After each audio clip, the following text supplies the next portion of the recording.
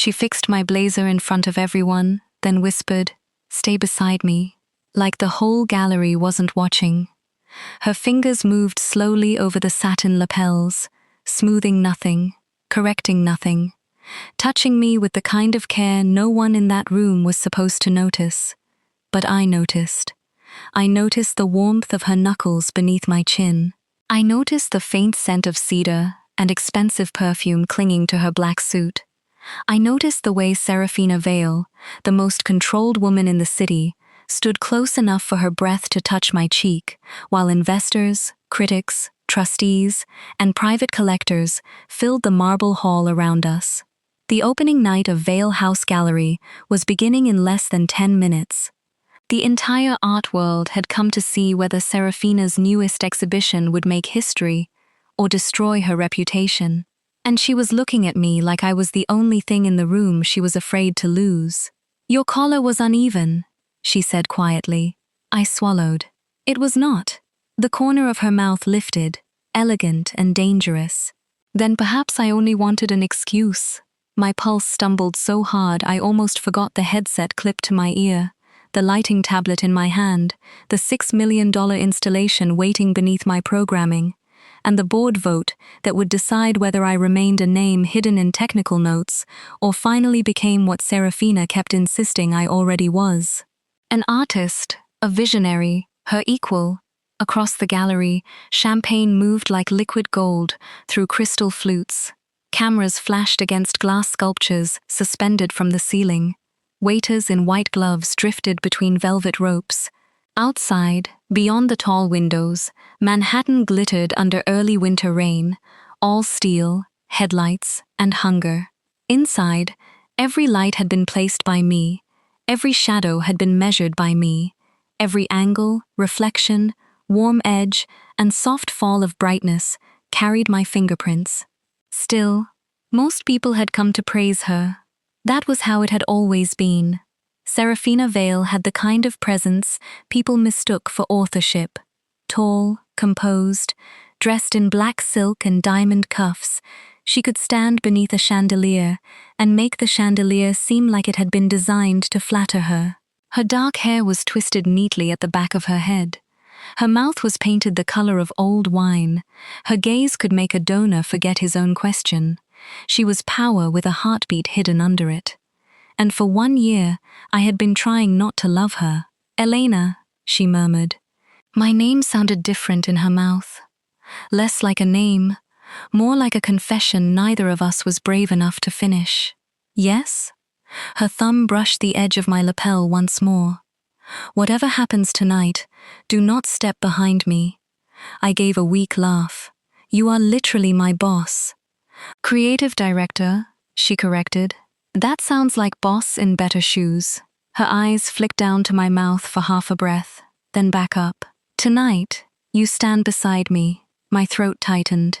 Before I could answer, the security chimes sounded from the main entrance. The trustees had arrived early. Serafina's expression changed at once.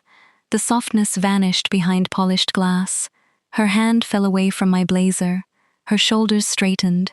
Her face became the face printed in magazines, the face rivals studied, the face wealthy men feared, because it never asked permission to take the room. But as she turned toward the doors, her little finger hooked around mine, hidden by the drape of her sleeve, brief enough for no one else to see, devastating enough to make me forget how to breathe.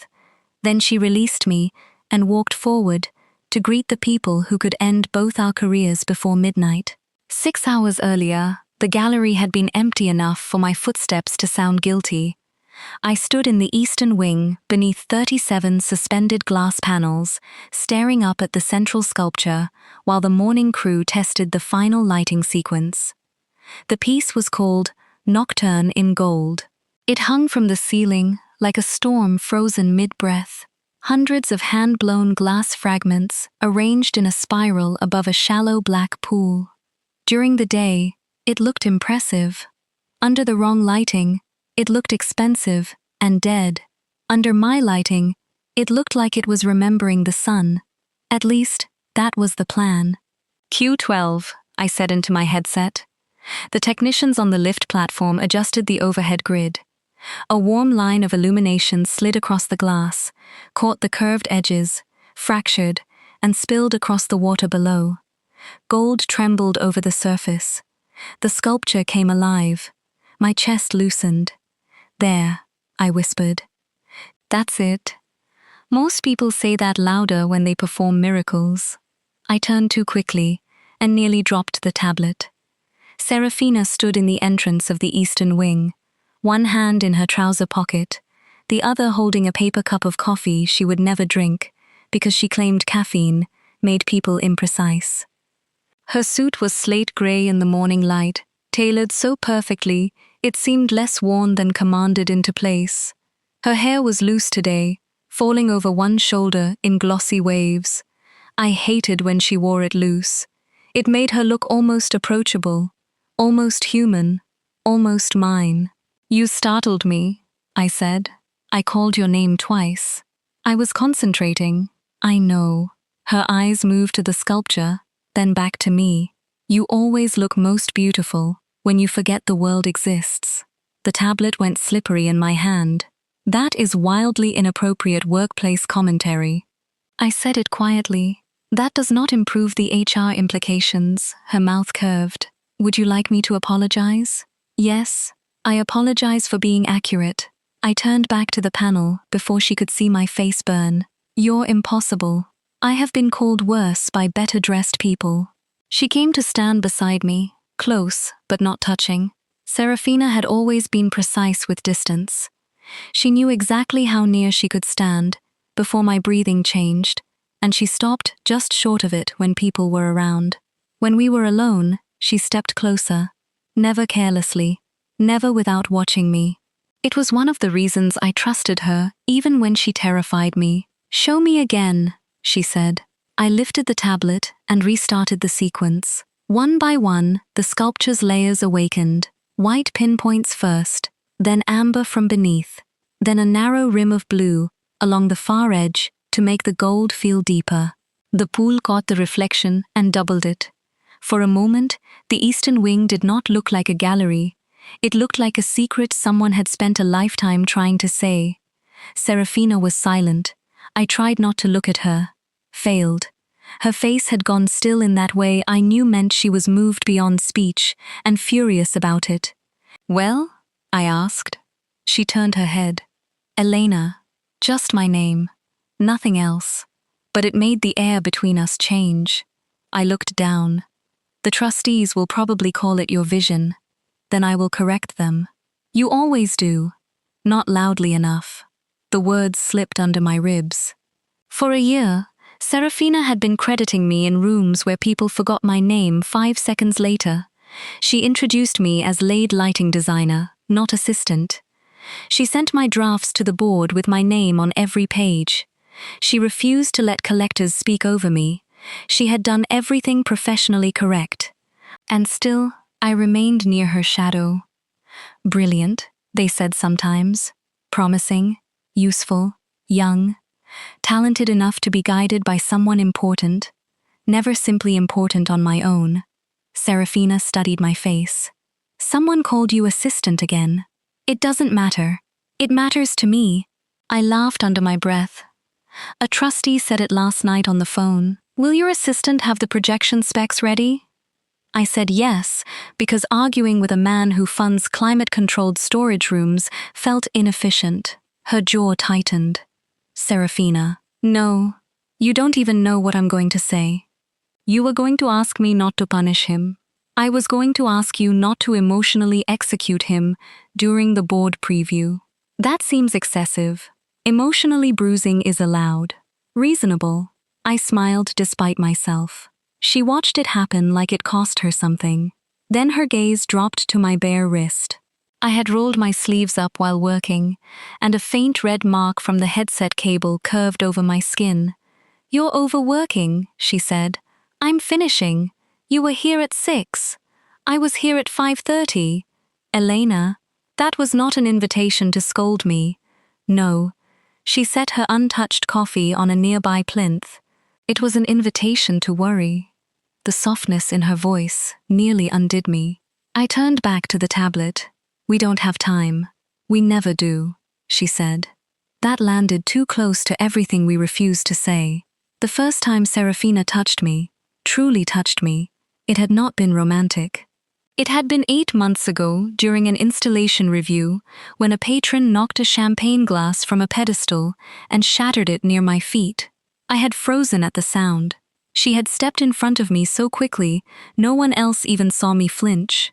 Later, in the service corridor, she asked, "May I see your hand?" Not take it, not give it to me. May I? I had held it out, and she had turned my palm over carefully, checking for glass. Her thumb had pressed once to my pulse. "You're shaking," she had said. "So are you." She had looked at our hands like they had betrayed her. We never spoke of it again. Except we had been speaking of it every day since, with glances, pauses, almost smiles, fingers brushing across shared folders, her coat settling over my shoulders after late nights, my name in her voice when everyone else had left. Now, in the eastern wing, the gallery empty and glowing around us, she lifted her hand but stopped before touching me. "May I?" she asked. My heart climbed into my throat. I nodded. Her fingers closed gently around my wrist, just above the red mark. No pressure, no claim. A question held in the shape of a touch. "You do not have to earn your place tonight by bleeding for it," she said. I laughed, but it came out thin. "I don't know another way." Her thumb moved once, slow against my skin. "Then let me teach you." The headset crackled before I could answer. "Control room to Elena. We have a schedule problem." I pulled back so fast, Serafina's hand fell empty. I pressed the headset. "Go ahead." The board moved the technical certification up. Trustees want a private system demonstration in 40 minutes. My stomach dropped. That was supposed to be at 3. Not anymore. Also, Vivian Cross is on the guest list for the preview. Serafina went very still beside me. Vivian Cross. The name turned the air sharper. I had met her once at a lighting symposium where she complimented my work and mispronounced my last name. Curator, critic, collector whisperer, famous for discovering talent before anyone else, and for collecting people the same way she collected rare art, with charm, timing, and no visible conscience. Serafina took the headset gently from my fingers. "This is Serafina Vale," she said. "Tell operations the certification will proceed when Elena says the room is ready, not before." A pause. Then a timid voice replied, "Yes, Ms. Vale." She handed the headset back. I stared at her.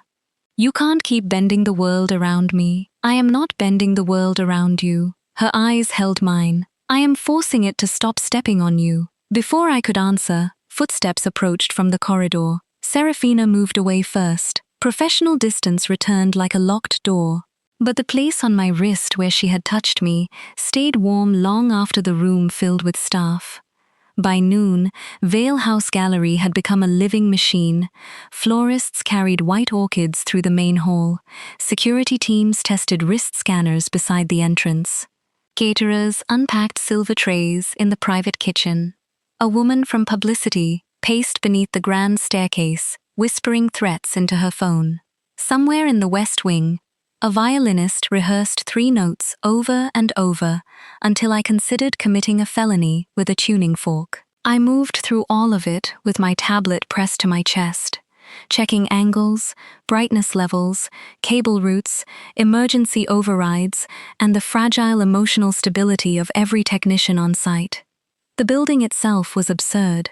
Serafina had transformed an old private bank into a gallery so luxurious it seemed almost indecent.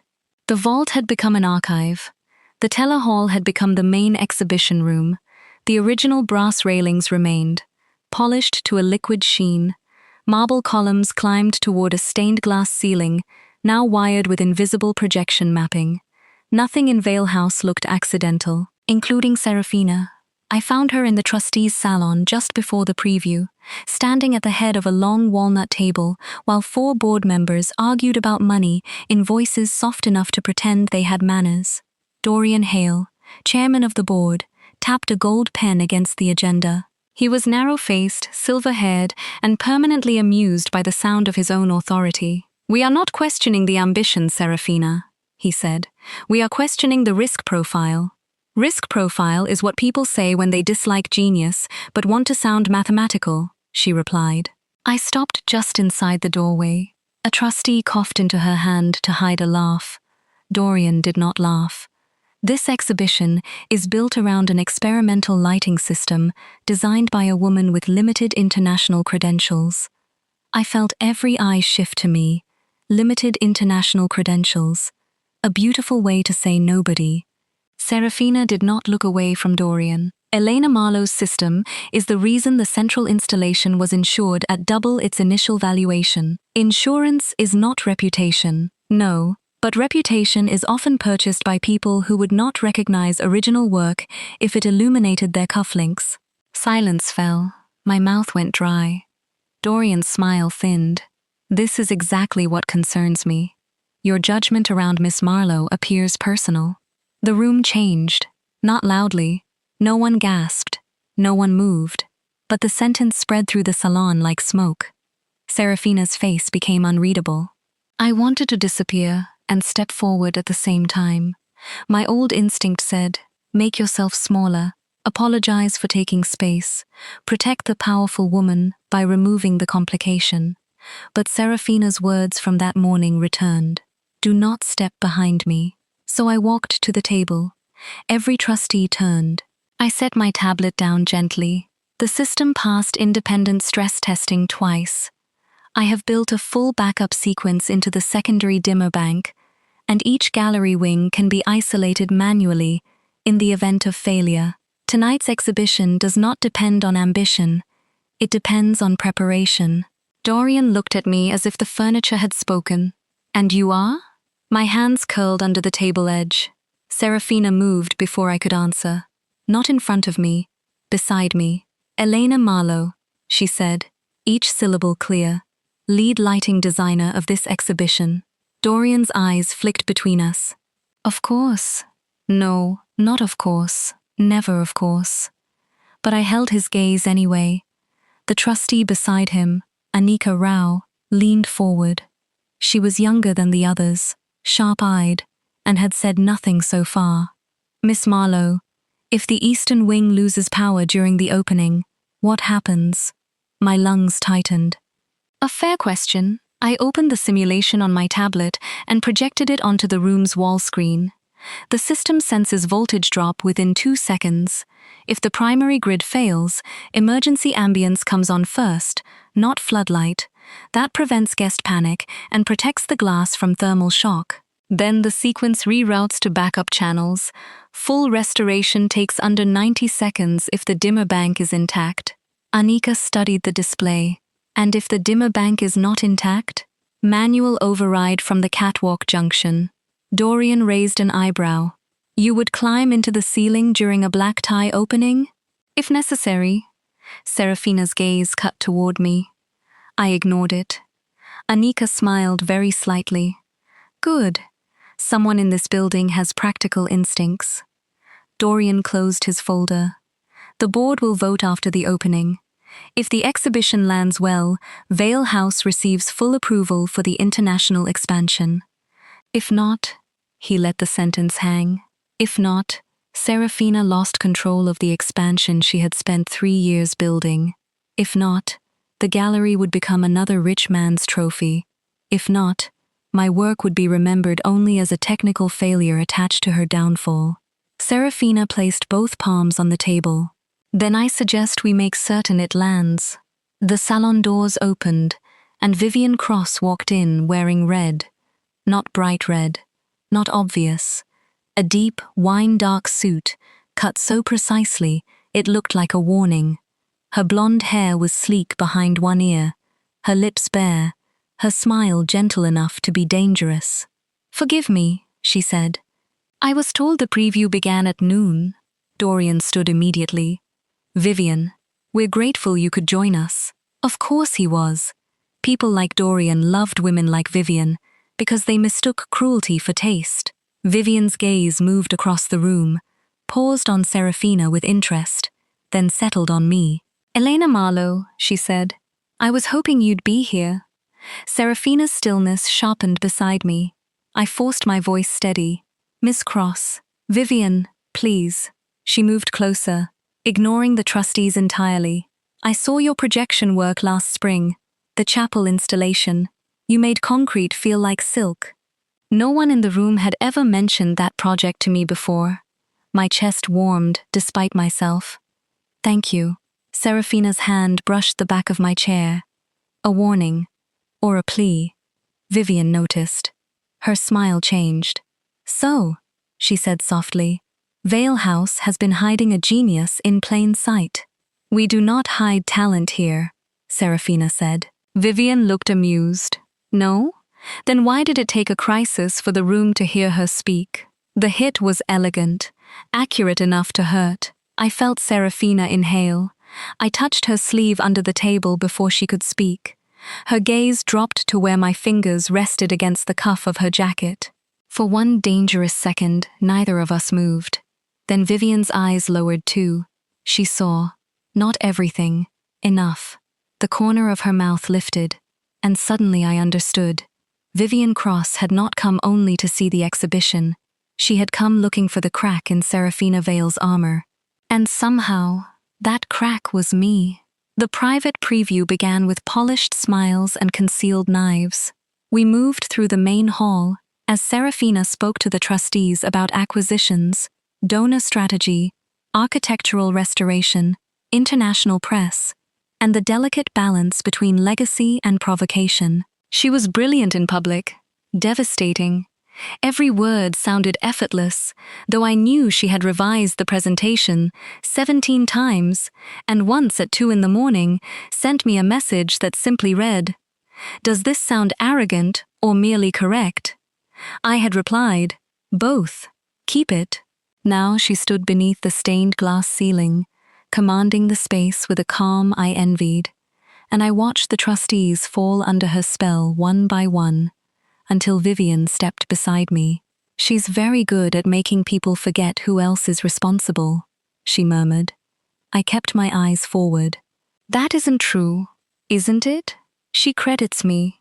In rooms where she controls the microphone. My jaw tightened. Vivian tilted her head.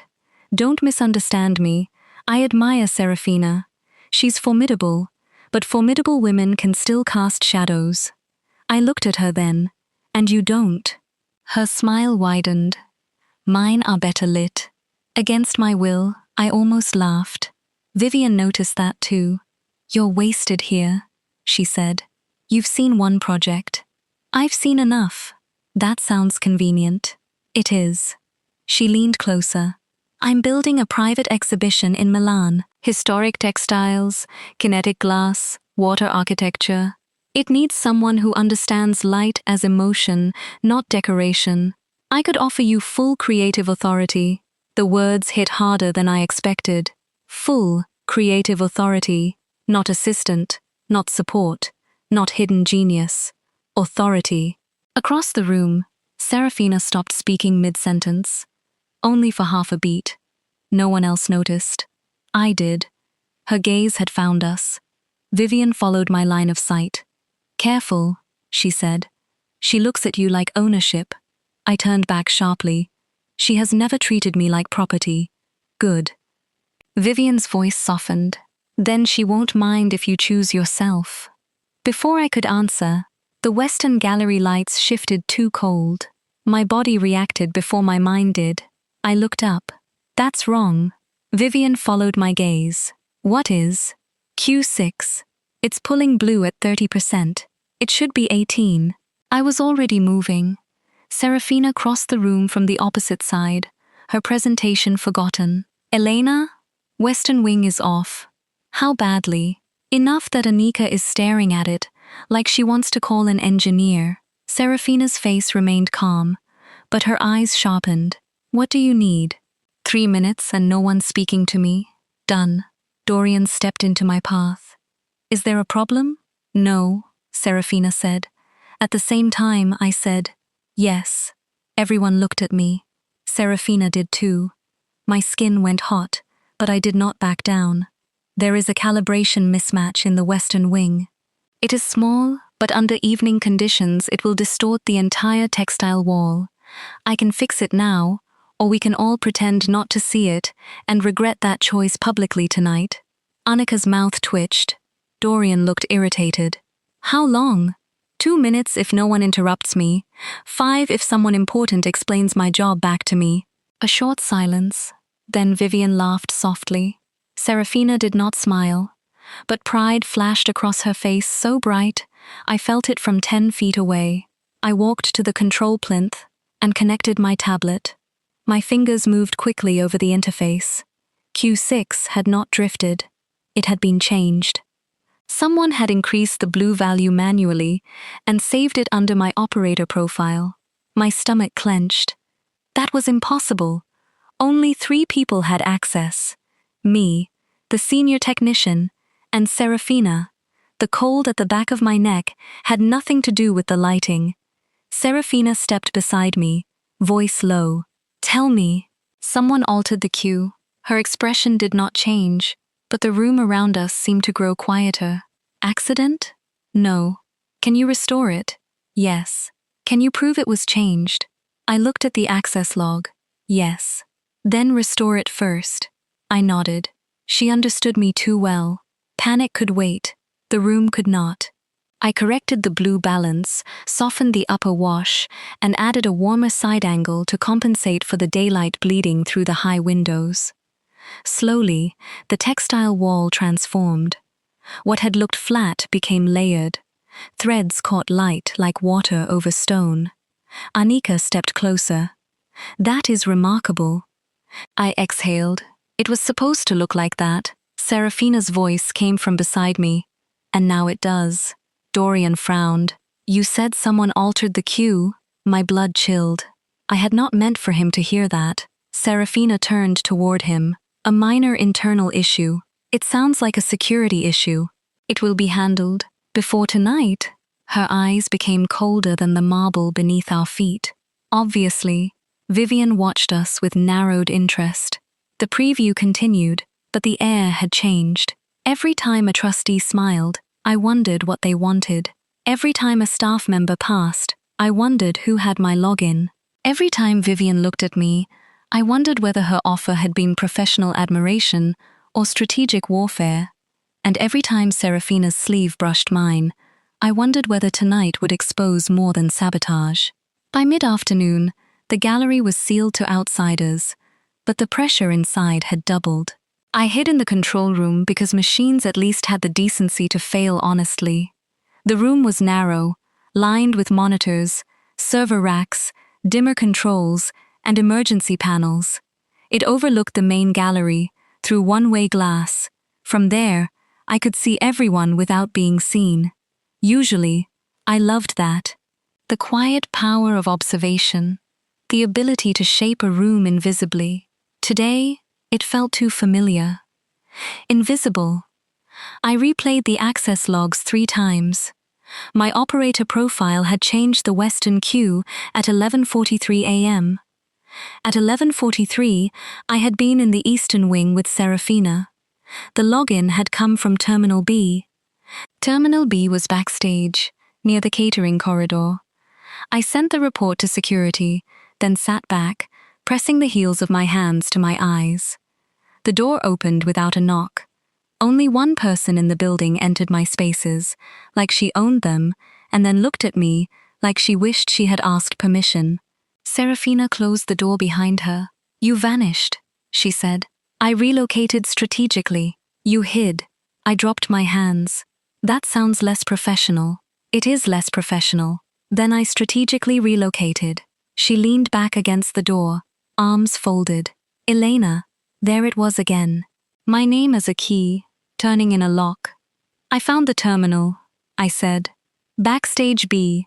Security is pulling camera footage. Good. The system is still stable. Good. The trustees are pretending not to panic. Poorly? Dorian asked whether we have a simpler exhibition available as backup. Serafina's mouth flattened. Of course he did. Mediocrity always keeps a spare suit. I almost smiled. Almost. She noticed I failed. The distance between us seemed smaller in the control room, maybe because there was nowhere for our silence to go. Machines hummed around us. Screens painted her face in soft blue light. Outside the glass, the gallery staff moved quickly through the final preparations, unaware that their untouchable creative director had one hand clenched against her own ribs, like she was holding herself together. "You're frightened," I said before I could stop myself. Her eyes lifted. A year ago, she would have denied it. 6 months ago, she would have redirected. Today, she said, yes. My breath caught. Serafina looked through the glass toward the sculpture. Not of the board, not of Vivian, not of losing the expansion, her voice lowered, of watching them hurt you, and realizing I cannot destroy the entire world in response. Something broke open inside me. I stood too quickly. Don't say things like that. Why? Because then I believe you. You should. No. My laugh shook. No. Because you say things in rooms like this, when no one can hear, when there's glass and locked doors and plausible deniability. Then we go outside, and I'm your lighting designer again. You are my lighting designer. I know. I swallowed. That is the problem. She went still. The hum of the servers seemed suddenly loud. I should have stopped. I should have remembered the opening, the board, the sabotage, the fact that my career hung from a wire and my heart was apparently trying to cut it. But 1 year of almost was too heavy to carry quietly. I don't know what I am to you, I said. Professionally, personally, secretly, conveniently. I know you protect me. I know you look at me when you think no one sees. I know you touch my hand in hallways and then stand 3 feet away from me in meetings. I know you correct people when they dismiss me, but you never correct the thing between us. Her face changed, not dramatically. Serafina never shattered where people could see, but her control thinned, and beneath it I saw the truth. I had hurt her because I had named the wound she thought she was hiding. Elena, she said softly, don't. I pressed my fingers to my lips, then dropped them. Please don't say my name like that unless you're going to do something with it. She crossed the room, slowly, not like a woman taking, like a woman approaching a wild thing she loved too much to startle. She stopped close enough that I could see the faint gold flecks in her dark eyes. You are not convenient, she said. My throat tightened. You are not hidden because I am ashamed. Her voice was quiet, but each word struck clean. You are hidden because I have spent my entire adult life learning how quickly powerful people turn love into leverage. I could not move. She looked away, just once, toward the gallery beyond the glass. When I was 26, I watched a woman I admired lose a museum position because the board discovered she loved someone they considered unsuitable. They did not fire her for love. They fired her for conflict of interest, for instability, for optics. People like Dorian are very gifted at making cruelty sound procedural. Serafina. My mother taught me that affection is safest when undocumented. Her mouth twisted. Then she documented every useful weakness my father had and used them in court. I had known Serafina came from wealth. I had known she disliked speaking of family. I had not known this. She met my eyes again. So when I began wanting you, I did what I know how to do. I controlled myself. Began wanting you, the words moved through me like a hand down my spine. And did that work? I whispered. No. The answer was immediate. Bare, almost helpless. A laugh escaped me, fragile and bright with pain. Good. Her eyes softened. She lifted her hand, then stopped. May I touch you? I nodded, because words had abandoned me. Her fingers settled at my jaw, light as a breath. You are my greatest professional certainty, she said. And my least professional thought. My eyes burned. That is a terrible confession. It is the only honest one I have. I need better. I know. The apology in her voice undid me more than any perfect speech could have. Serafina brushed her thumb once near the corner of my mouth, careful, waiting. "If you want me to step back," she whispered, "say it, and I will." I should have said something sensible. The board vote, the sabotage, the open door of my future. Instead, I whispered, "I am tired of you stepping back." For 1 second, she did not breathe. Then someone knocked on the control room door. We sprang apart like guilty teenagers. A staff coordinator leaned in, pale and frantic. "Miss Vale, Miss Marlowe, Vivian Cross is requesting Elena for a private pre-opening tour. She says Dorian approved it." Serafina's face closed. The moment vanished. But not completely. Not anymore. She looked at me, and this time the question was clear. "Do you want to go?" Not an order, not ownership, trust. I drew a slow breath. "I'll take the tour." Her jaw tightened. "Elena, I need to know what she wants." "I know what she wants. So do I." Something fierce flickered in Serafina's eyes. Jealousy, yes, but also fear. I stepped closer, reckless enough to let my fingers brush hers in front of the coordinator, though the poor woman looked determined to become part of the wall. "I'm not easy to steal," I said softly. Serafina's hand turned under mine, catching my fingertips for one brief second. "No," she said, "you are not." The private tour began in the archive vault, where the air smelled of stone, paper, and money old enough to have manners. Vivian Cross walked beside me with her hands clasped behind her back, studying the small works on velvet-lined shelves. She did not rush. That was part of her power. She made time feel like something she owned. "You're angry with me," she said. "I'm busy." Efficient answer. Honest one. She glanced at me. "Are you always this loyal?" "I'm not a dog." "No." Her eyes moved over me with unsettling precision. "You're a woman waiting to be named properly." I stopped beside a bronze sculpture no taller than my hand. "You don't know me. I know the type." "That is usually what people say before being wrong." Vivian smiled. "Fair." We moved into the narrow corridor, connecting the vault to the west wing. Through the archway ahead, the gallery crew floated in and out of view. Beyond them, Serafina stood with Anika Rao, discussing sightlines. Even from across the room, I felt the pull of her.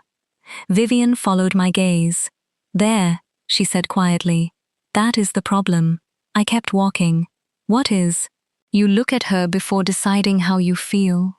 I hated that, because it was almost true. "I respect her opinion. I'm sure you do." "She respects mine." "Yes." Vivian's voice sharpened gently. "But respect is not the same as freedom." I turned. "Is this the part where you offer me Milan again?" "This is the part where I tell you the offer is real."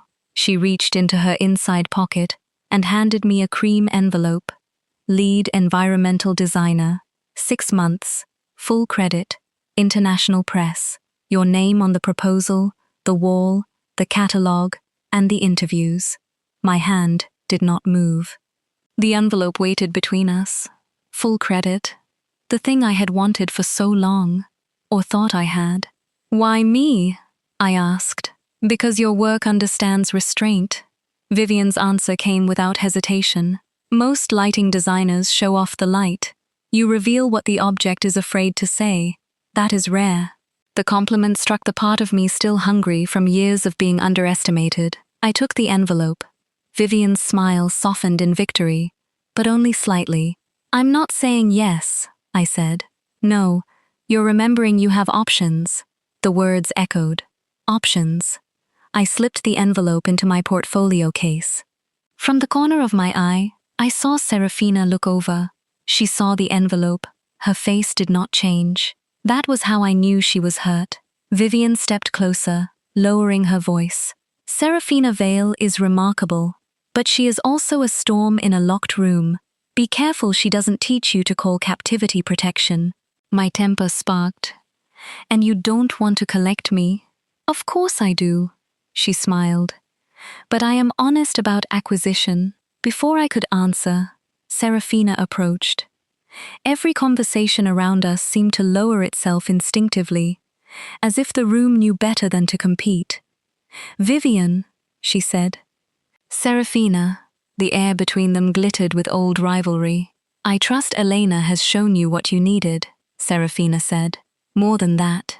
Vivian looked at me. She surprised me. Serafina's gaze remained on Vivian.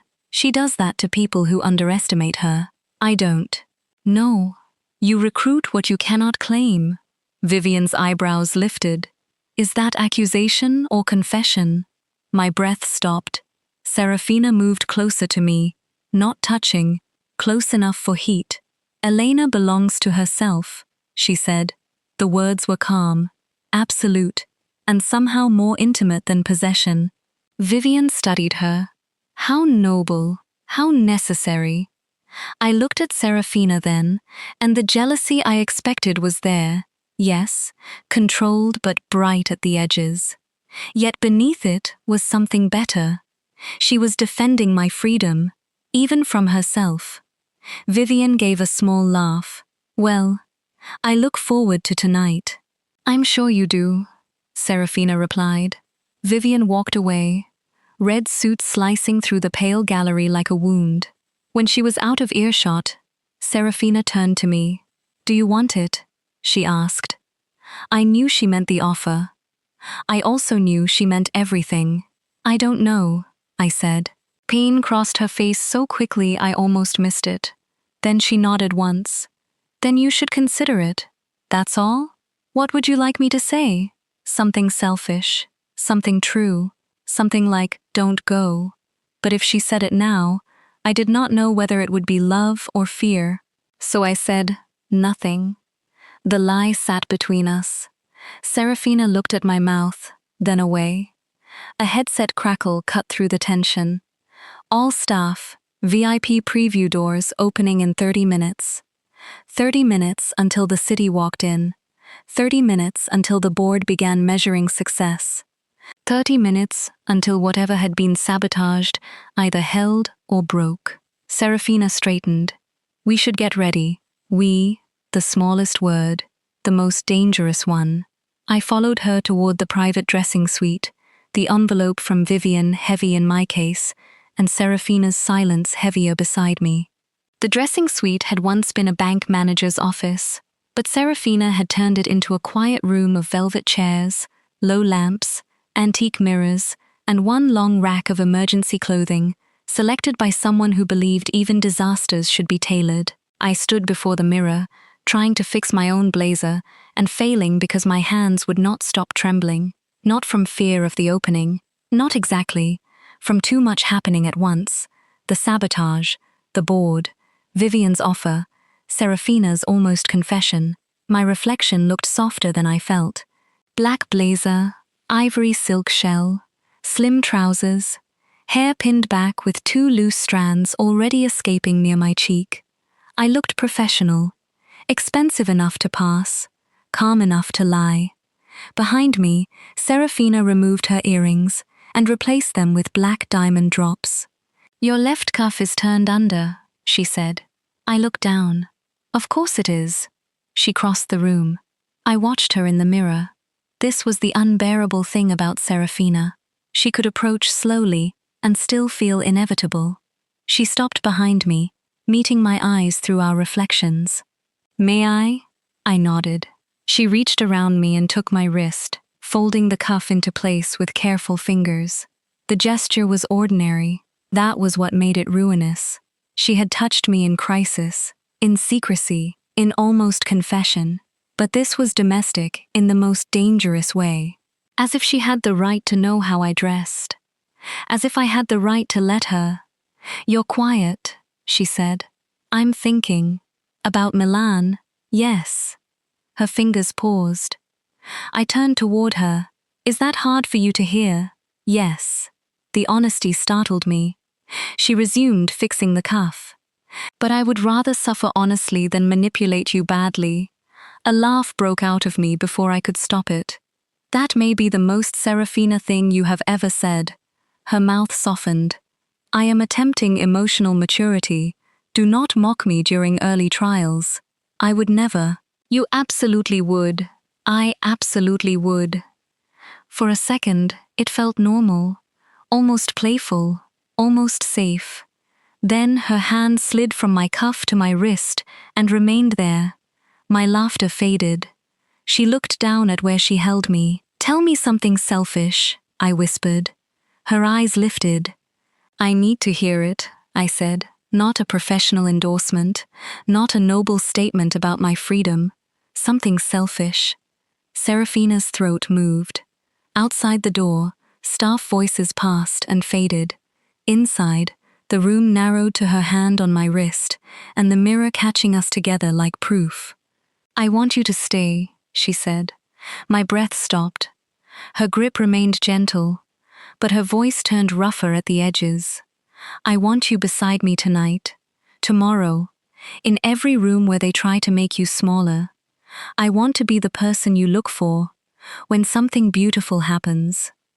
I want the right to bring you coffee you won't drink and argue with you about color temperature and watch you forget I exist when the light finally lands correctly." My eyes burned.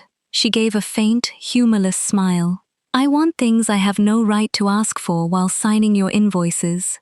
That is inconvenient." Deeply, I looked at the floor because if I kept looking at her, I would do something impossible. "And personally?" Her fingers tightened, then loosened immediately, as if she caught herself. "Personally," she said, "I want to kiss you so badly, I have redesigned entire meetings to avoid being alone with you." A sound left me. Not quite a laugh, not quite a breath. She closed her eyes briefly. That was less controlled than intended. It was better. She opened them. The air changed again, warmer, heavier. "Tell me to step back," she said. I did not. Her gaze moved over my face with exquisite restraint, checking, asking. She lifted her hand slowly to my cheek, giving me time to move away. I leaned into her palm, the smallest surrender. Her breath caught. She leaned closer. Not enough. Too much. Our mouths were inches apart when the door burst open. The publicity coordinator stumbled in, holding 2 phones and looking one crisis away from religious conversion. "I'm so sorry," she said, then saw our faces and went pale. "Oh, I'm sorry. I mean, more sorry." Serafina stepped back with terrifying composure. "What is it?" The coordinator lifted a phone. "A gossip columnist just posted that tonight's exhibition is unstable due to a technical error by an unnamed junior designer." My stomach dropped. Junior designer, technical error, unnamed. Serafina's face went dangerously blank. "Show me." The coordinator handed her the phone. I read over Serafina's shoulder. The article was short, vicious, and carefully worded. Sources inside Vale House suggested that experimental lighting failures were causing concern before the gallery's high-profile opening. The piece questioned whether Serafina had over-relied on untested technical talent for the most important exhibition of her career. Untested technical talent. I felt the words like hands pushing me backward into every room I had ever been dismissed in. Serafina handed the phone back. "Find the source." "We're trying." "No," Serafina said. "Try after tonight. Find now." The coordinator fled. I stood very still. Serafina turned to me. "Elena." "It's fine." "It is not," I said. "It's fine because if I say anything else, I'll start crying. And if I start crying, I'll ruin my eyeliner. And if I ruin my eyeliner, I'll become exactly as unstable as the article suggests." Her expression softened so suddenly, it hurt. "Elena, don't be kind to me right now." "I am not kind." That surprised a laugh out of me, broken and small. She stepped closer, but did not touch me. "Look at me." I did, barely. "You are not untested," she said. "You are not junior. You are not a liability I over-relied on. You are the reason there is an exhibition tonight. They won't believe that if something goes wrong, then nothing goes wrong. And if it does?" Her gaze held mine. "Then I tell the truth louder than they tell the lie." A knock came again. this time controlled. The head of security appeared. Ms. Vale. We pulled the camera footage. Terminal B was accessed by a temporary event contractor. Badge issued under catering overflow. The ID was forged. Serafina's eyes sharpened. Where is the contractor now? Gone. Left 20 minutes ago. I felt cold all over. They changed one queue just to test access. Security nodded. Possibly. Or to see whether I'd catch it, I said. Serafina looked at me. We both understood. The sabotage was not over. The first guests arrived under rain-dark skies and flashbulbs. From the control room, the main entrance looked like a film premiere. Black cars glided to the curb. Umbrellas opened like dark flowers. Women stepped out in satin and velvet. Men adjusted cufflinks that cost more than my undergraduate loans. Cameras flashed against wet pavement. Inside, Vale House glowed. Not brightly, never simply brightly. The entrance hall held a low, welcoming wash that made skin look warm and diamonds look intentional. The marble staircase shimmered without glare. The original brass teller windows caught a soft line of light along their edges, enough to remind guests this building had once guarded fortunes and now guarded something less measurable: art, ambition, secrets. I adjusted the west wing by 1%, then took it back 0.5%, then realized I was adjusting to avoid feeling. The control room door opened. My senior technician, Mara, stepped in with 2 paper cups and an expression like she was delivering medicine. I brought tea, she said. I don't drink tea during openings. You also don't blink during openings. We're making changes. She set the cup beside me. Mara was in her 50s, silver-haired, precise, and immune to the terror of powerful people. She had once told Dorian Hale that his suggestion about downlighting was emotionally beige, and I had wanted to frame the moment. I took the tea. Any anomalies? No system anomalies. Plenty of human ones. Meaning? She tilted her chin toward the glass. Below, Vivian Cross had entered the gallery. Serafina greeted her near the stairs. 2 beautiful, dangerous women smiling like diplomats over a battlefield. Ah, Mara said. That kind of evening. I choked on my tea. What? Elena, I have eyes and a working knowledge of lesbian tension. Mara, I'm old, not dead. I covered my face. She laughed softly, then sobered. Careful tonight. With the system, with your heart. The system at least has backups. Before I could answer, my headset crackled. Control, this is Floor. Miss Vale is requesting Elena in the main hall. My stomach dipped. Mara took the tablet from my hand. Go. I should stay here. The system is stable. Also, you look like someone who has mistaken hiding for professionalism. I am surrounded by philosophers today. You are surrounded by women tired of watching you underestimate yourself. I stared at her. She waved me away. Go before I say something maternal and ruin my reputation. I went. The main hall swallowed me in warmth, music, and attention. Guests turned as I passed, some curious, some dismissive, some clearly trying to remember whether I was staff. I kept my shoulders straight. Every light in the room was mine. Every glow against their expensive faces had passed through my hands first. Serafina stood near the central staircase with Vivian, Dorian, Anika, and a circle of trustees. Her eyes found me immediately. Here she is, Vivian said, before Serafina could speak. The woman responsible for all this atmosphere. A few guests looked at me with new interest. I hated how easily attention changed when someone famous handed it to you. Serafina stepped aside, creating space beside her. Not behind, beside. Exactly, she said. Elena designed the gallery's lighting architecture. Dorian's smile was thin. An ambitious system, from what we hear. The gossip article had already spread. I felt the room lean in. Serafina's expression cooled. but I spoke before she could. Ambitious, yes. Unstable, no. Dorian's eyebrows lifted. Confident. Prepared, I corrected. Annika looked amused.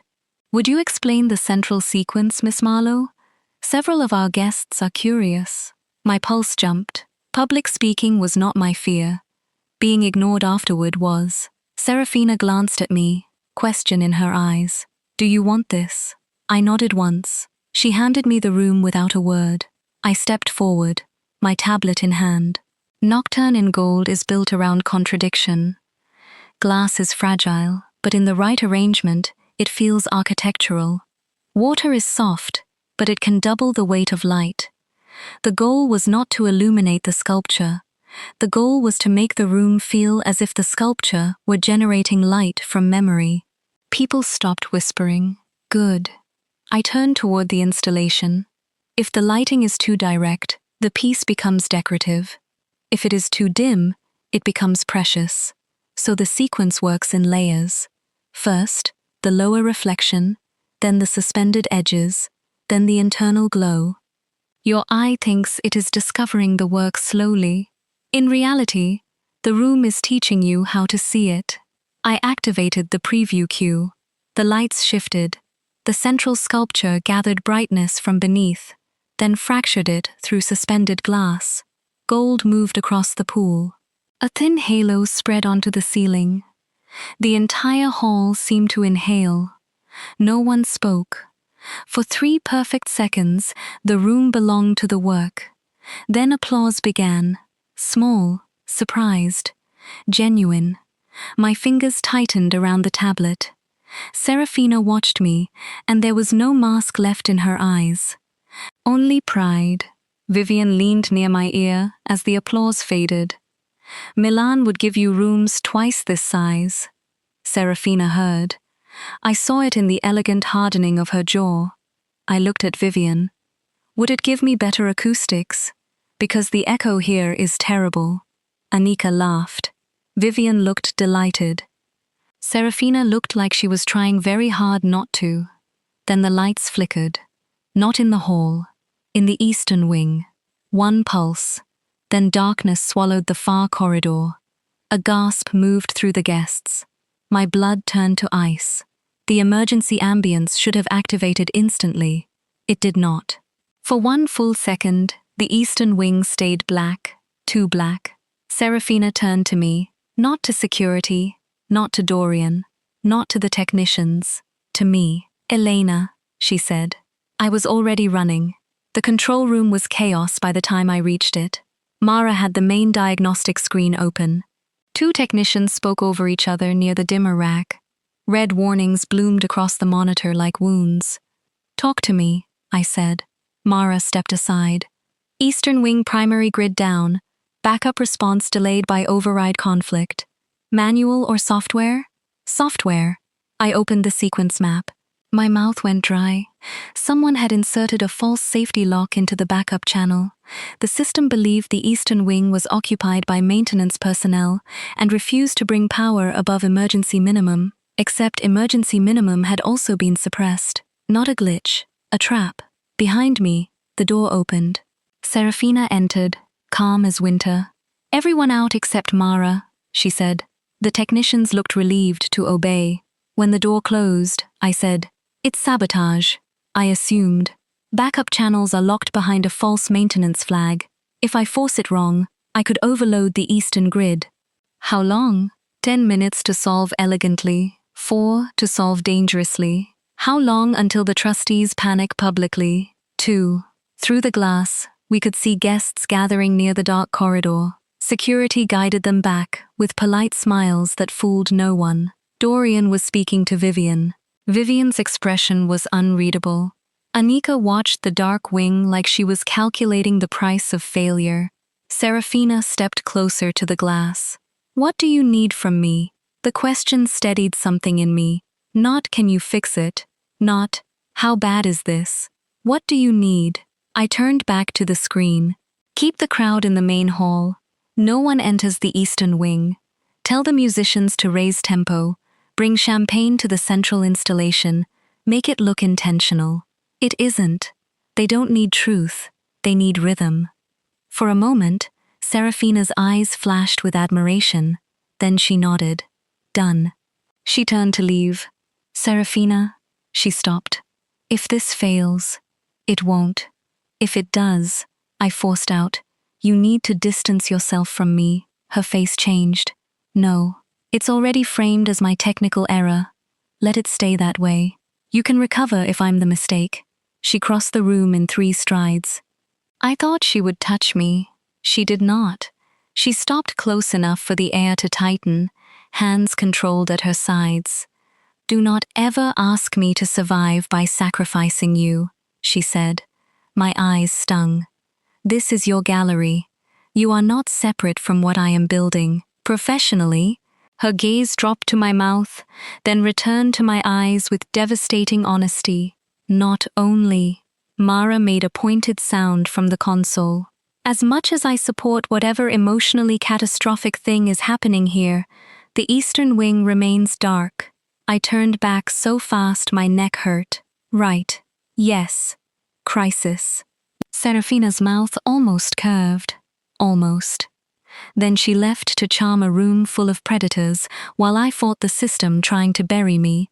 For the next 5 minutes, my world became code, circuits, and breath.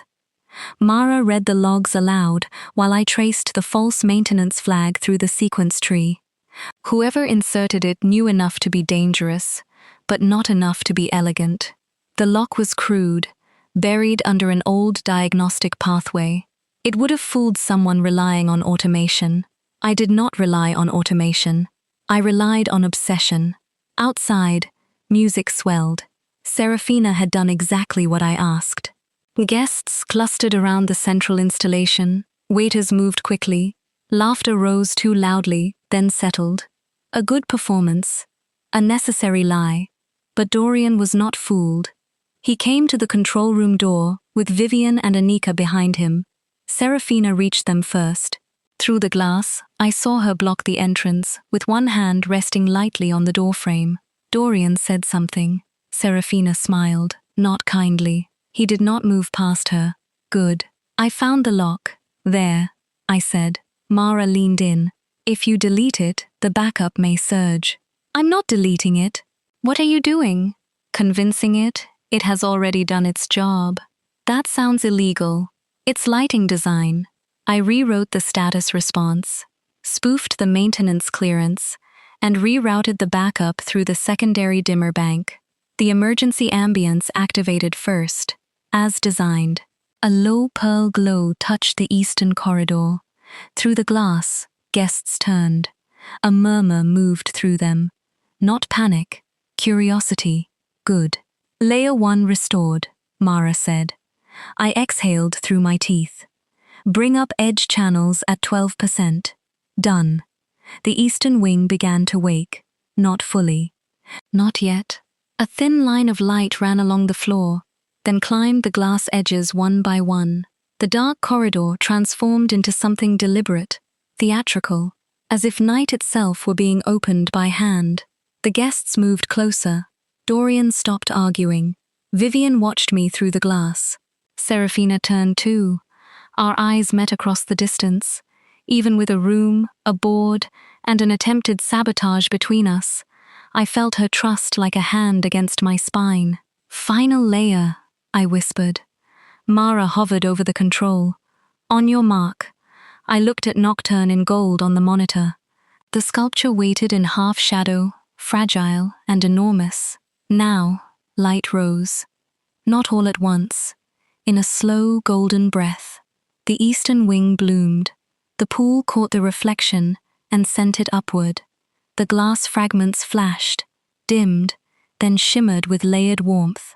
The blackout had become a reveal. For one stunned second, the entire gallery fell silent. Then applause erupted. Not polite, not donor applause, real applause, surprised and relieved, and greedy for the feeling of having witnessed something unplanned and beautiful. Mara slapped my shoulder. You made sabotage look like choreography. I sank into the chair, shaking. I may throw up, Do it after the board vote. The control room door opened. Serafina entered alone. No Dorian. No Vivian. No witnesses. She closed the door. For a heartbeat, neither of us spoke. Then she crossed the room and dropped to one knee in front of my chair. Serafina Vale, queen of polished rooms, knelt on the control room floor in her tailored suit and looked up at me like I had pulled light from the dark with my bare hands. "You saved it," she said. I tried to laugh. "I manipulated a maintenance flag. You saved it." My hands were still trembling. She saw. "May I?" she asked softly. I nodded. She took both my hands in hers. Her thumbs moved over my knuckles, slow and grounding. "You were brilliant," she said. "You say that because you like me. I like very few people, and compliment even fewer. Serafina, I say it because it is true." Her voice lowered. "And because I love you too much to let the truth go unsaid tonight." The world stopped. No machines, no music, no crowd. Just the word love in the space between us, finally alive. My breath left me. She went still, as if the word had escaped before she could lock it back inside. "Elena." The door opened. Again? I was going to murder the door. Dorian stood there with Vivian behind him and Anika beside her. His gaze dropped to Serafina kneeling before me. Our hands joined between us. Silence. Then Dorian's expression shifted with the awful satisfaction of a man watching leverage fall into his palm. "Well," he said softly, "that explains quite a bit." Serafina released my hands slowly, then stood, not flustered, not ashamed, regal, dangerous. "If you have something to say, Dorian," she said, "say it with the courage of direct language." His smile sharpened. "The board has concerns about judgment." Vivian's gaze moved from Serafina to me. For once, she did not look amused. Anika's face was unreadable. I stood too, though my knees threatened betrayal. Dorian continued. "Tonight's incident has made one thing clear. The exhibition is technically vulnerable, and your personal attachment to Miss Marlowe may have compromised your oversight." Serafina stepped forward. I caught her sleeve. She stopped. Not because Dorian mattered, because I did. I moved beside her. "My system was sabotaged," I said. Dorian looked at me with faint irritation. "Allegedly. Documented. We have access logs and camera footage of a forged contractor badge at the terminal used to alter the queues." His expression flickered. Vivian's eyes sharpened. Anika looked directly at Dorian. "You knew this?" "I knew there were irregularities. You described them as Miss Marlowe's failure. I described the risk." "No," I said. My voice shook, then steadied. "You described me." The room went quiet. Something inside me had finally crossed from fear into anger. I stepped forward. "People like you always do that. You call women risky when you mean unfamiliar, emotional when you mean inconvenient, untested when you mean not already approved by men you trust. You were ready to let me become the explanation for sabotage because it was easier than admitting someone wanted this exhibition to fail." Serafina looked at me with something like awe. Dorian's face hardened. "Careful, Miss Marlowe." I almost smiled. For once, the warning did not make me smaller.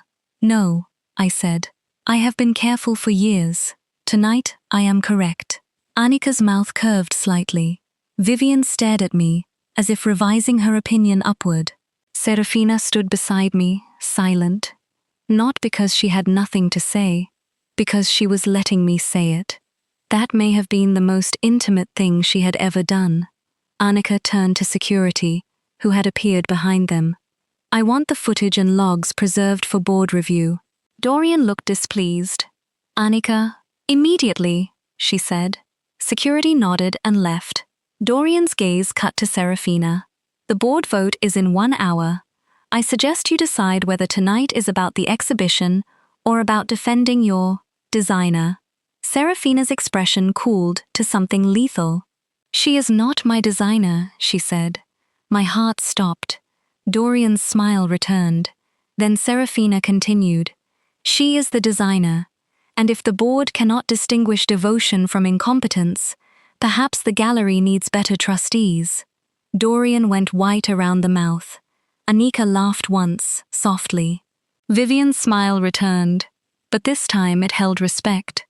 Dorian turned and walked away. Anika followed after giving me a small nod.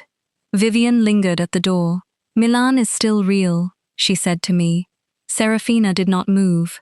Vivian's eyes shifted to her. "But I suspect the real offer is no longer mine alone." Then she left. The door closed. For once, no one interrupted. Serafina and I stood in the control room, the confession still hanging unfinished between us. I looked at her.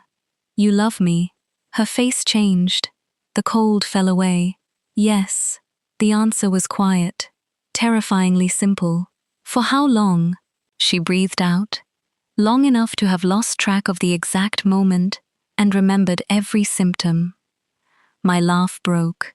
Tears came before I could stop them, spilling hot and humiliating down my cheeks. Serafina looked stricken. "Elena, I'm not sad." "No? No." I wiped at my face.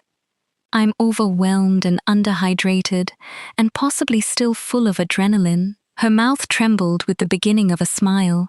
I stepped closer. "You said it because you thought Dorian was about to use us." "I said it because it was true. Would you have said it if he hadn't walked in?" She looked down for 1 second. My heart twisted. Then she answered honestly, "Not yet." The truth hurt, but not fatally. "Why?" "Because I am still learning the difference between protecting you and hiding us." I nodded, even as tears kept falling. She lifted her hand but stopped. "May I? Please." Her fingers touched my cheek, catching a tear with her thumb. "I am sorry," she whispered. "For what?" "For making you question whether you were loved, because I was afraid of who might notice." The apology entered me softly and stayed. I closed my eyes against her palm. "I need to be seen tonight." "I know. Not as your secret. I know.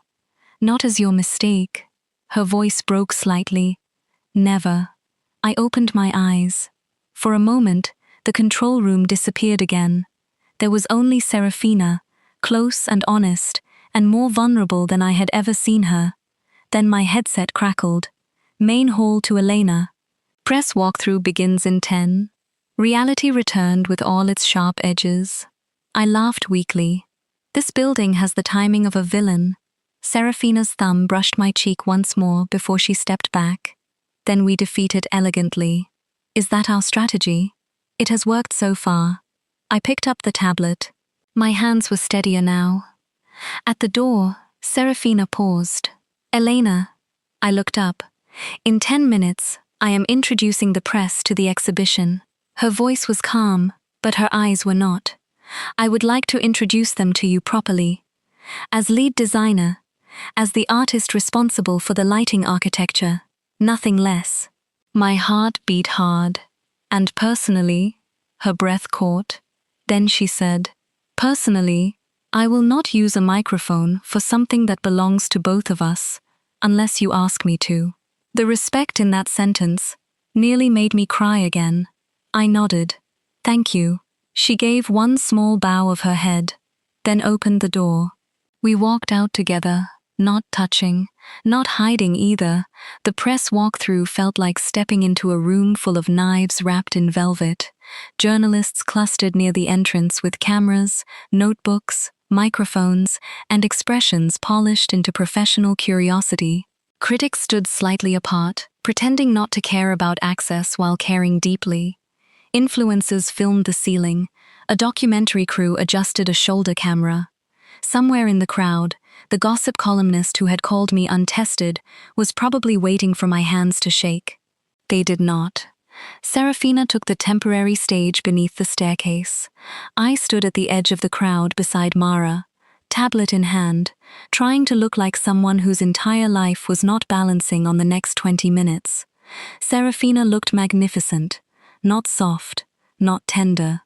This was public Serafina, the woman who could make silence feel choreographed. She thanked the donors, the restoration team, the artists, the fabricators, the conservation staff. Then she paused. My pulse changed. "Before we begin," she said, "I want to correct a misconception already circulating tonight." The room sharpened, cameras lifted. Mara murmured, "Oh, she's going to enjoy this." Serafina's gaze found me. "This exhibition has been described by some as technically unstable due to reliance on untested talent." Her voice remained calm.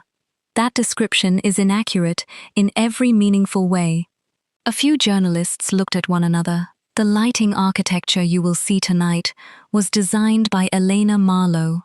She turned slightly, making the room turn with her. "Not assisted by, not merely implemented by, designed by." Heat rushed into my face.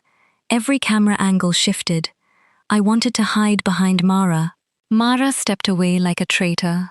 Serafina continued, "Her work is not decorative. It is structural. It determines how each piece is encountered, how the building breathes, and how memory moves through the exhibition. If Vale House succeeds tonight, it succeeds because she made darkness legible." The room was silent. My throat closed. No one had ever spoken of my work like that in public. No one had ever made it impossible to ignore me. Serafina held out one hand toward me, not demanding, inviting. For a second, I could not move. Then Mara whispered, "Go be terrifying." So I walked forward. Every step across the marble sounded too loud. The cameras followed me. Vivian watched from the back of the crowd, arms folded. Dorian stood beside two trustees, expression carved from resentment. Anika smiled faintly. I stepped onto the stage beside Serafina. Her hand lowered without touching me. She gave me the microphone. My fingers closed around it. The room waited. I had imagined this moment so many times, but in those fantasies I had always been smoother, wittier, less aware of my pulse. Now all I had was the truth. "Light is often treated as invisible labor," I said. My voice shook on the first word, then steadied. "That is strange, because light decides what becomes visible. It can flatter, expose, soften, distort, protect, or betray.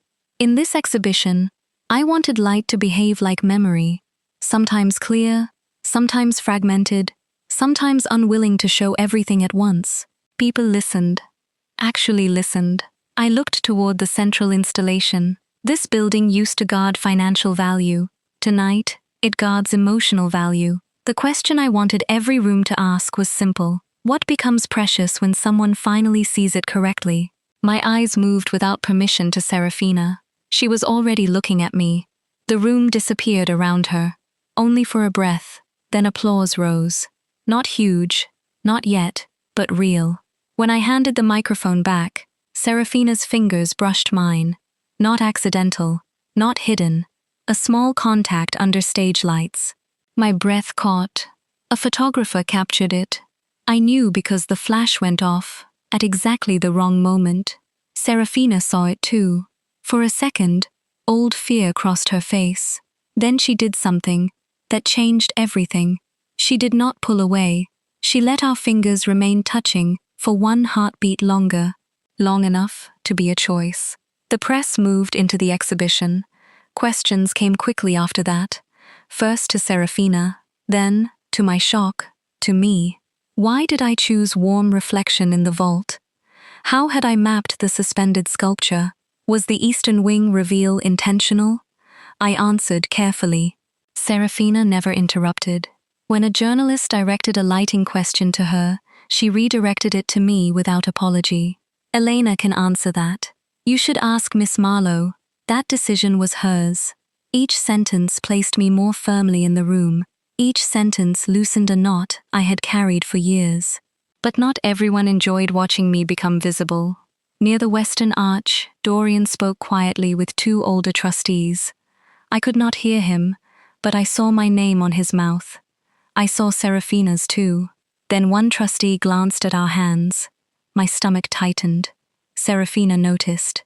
"Do not shrink," she murmured without looking at me. "I'm not. You were considering it." I was strategically reducing surface area. Her mouth curved. Liar.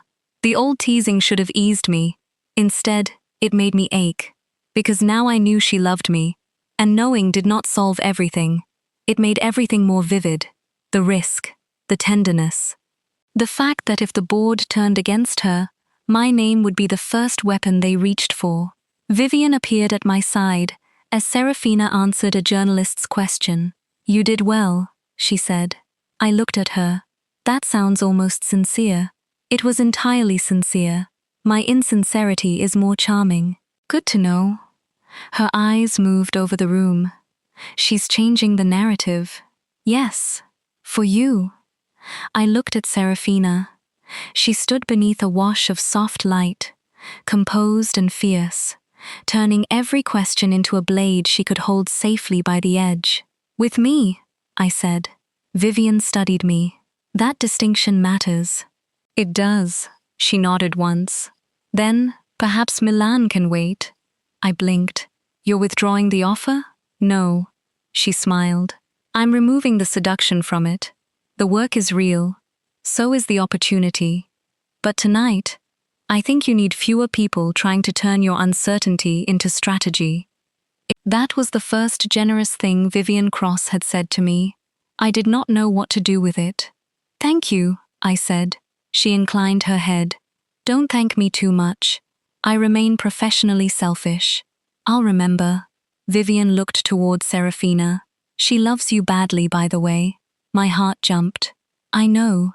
"No," Vivian's voice softened. "Badly, as in without practice.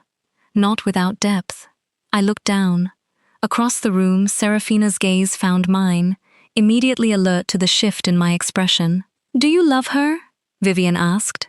My answer came before fear could edit it. "Yes." Vivian smiled, almost sadly. "Then make sure she knows love is not the same thing as command." Women like her sometimes confuse surrender with failure. I looked at Serafina again. Maybe Vivian had come to steal, maybe she had come to test.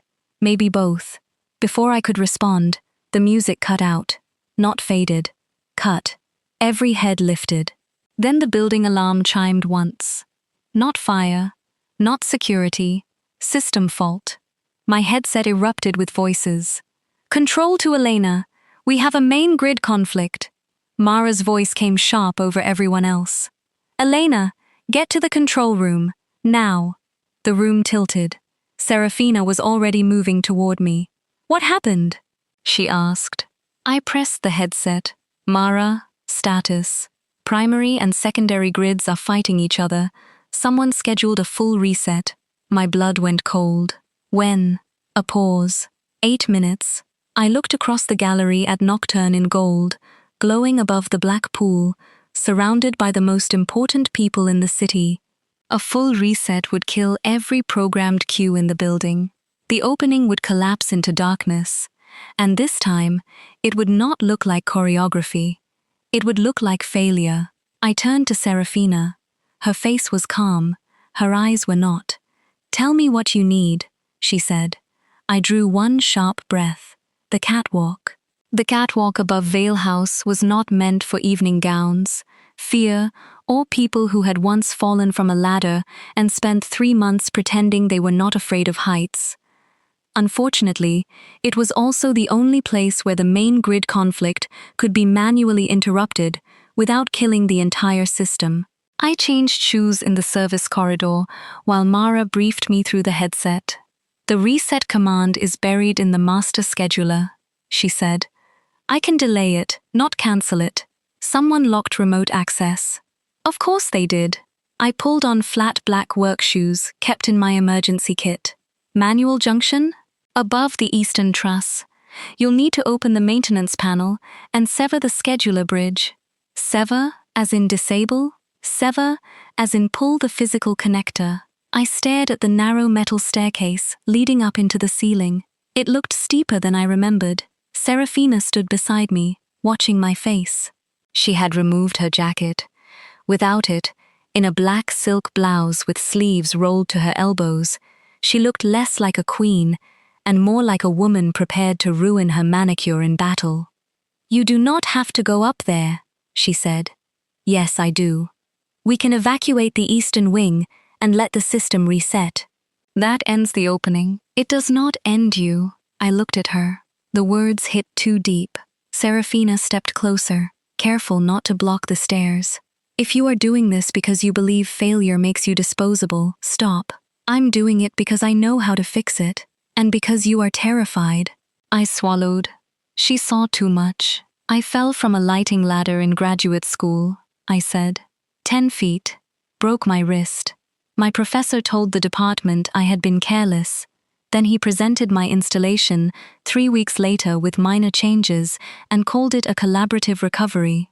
Serafina went very still. I never told you because it's pathetic. It is not pathetic. Her voice was lethal. It is theft. It was years ago. It is theft, with a calendar. Despite everything, I almost smiled. The alarm chimed again. Mara's voice returned. 6 minutes. I stepped onto the first stair. Serafina caught my hand. Not hard, enough to stop me. I looked back. Her face was pale beneath the service lights. Tell me yes, she said. What? Tell me you are choosing this because you want to, not because you think you owe me. The question cracked me open. No one had asked me that before. No one had separated my usefulness from my desire. I held her gaze. Yes, I am choosing this because I want my work to survive. Because I want our work to survive. Because I am tired of men like Dorian watching women build miracles and calling them unstable when the lights flicker. Something in her face softened. I squeezed her hand. And because I trust you to catch the room while I catch the system. Her breath trembled once. Then go, she whispered. I have the room. I climbed. The staircase led to a narrow maintenance platform above the gallery ceiling, then to the catwalk spanning the eastern wing. Below, through gaps in the structure, I could see the exhibition spread beneath me like a glowing map. Guests moved in clusters. Security kept them away from the restricted areas. Serafina stood near the central pool, speaking to the crowd with effortless command. I could not hear her words from above, but I saw what they did. People settled. They trusted her performance. She was buying me time with elegance. The catwalk trembled faintly beneath my feet. I gripped the rail. Do not look down, I told myself. Naturally, I looked down. The floor seemed impossibly far away. The suspended glass sculpture hung below and beside me, close enough that I could see my reflection fractured in its pieces. For one dizzy second, I was back on that graduate ladder, hearing metal scrape, feeling air vanish beneath my feet, seeing my professor's disappointed face before the pain arrived. My knees weakened. Elena, Serafina's voice came through the headset. I froze.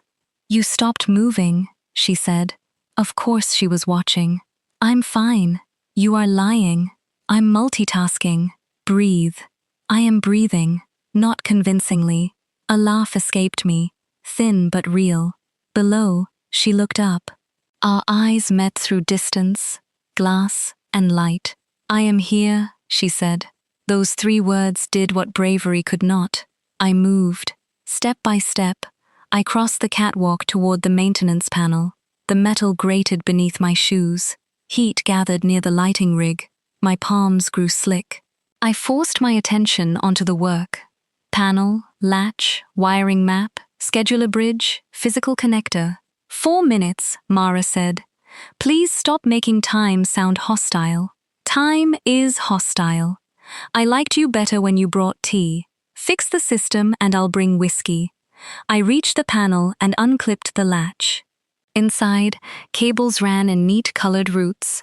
Whoever designed the hardware had believed in clarity. Whoever sabotaged us had believed in panic. I found the scheduler bridge, then swore. What? Serafina asked. There are 2 connectors. Mara responded instantly. There should be 1. There are 2. Describe. 1 white, factory label. 1 black, no label. Spliced into the reset relay. Mara went silent. That was bad. Mara, the black connector is not ours. My mouth went dry. Below, the room glowed beautifully, unaware that a foreign device had been wired above its heart. Can I pull it? Mara hesitated. Maybe? That is a disgusting answer. It could be a trigger, if it's designed to trip on removal, Pulling it may force blackout. How long? 3 minutes. I closed my eyes. The catwalk swayed. Or I did. Elena, Serafina said. I'm thinking. I know. Stop sounding calm. It's rude. I am currently convincing 200 people that a silent alarm is part of an immersive prelude. My calm is very expensive. I breathed out. Then I looked at the connectors again. The black device had been inserted parallel, not sequential. It was mimicking a scheduler command, not holding one. If I pulled the factory line, the reset would still fire through the black device. If I pulled the black line and it tripped, the system might black out. But if I bridged the factory line first and isolated the black device from the relay, Mara, I need an insulated jumper. In the panel kit, left side. I opened the small compartment. Found it. Talk me through what you're doing. I'm bridging the factory scheduler manually, then isolating the black connector before removal. A pause. That is either brilliant or unwise.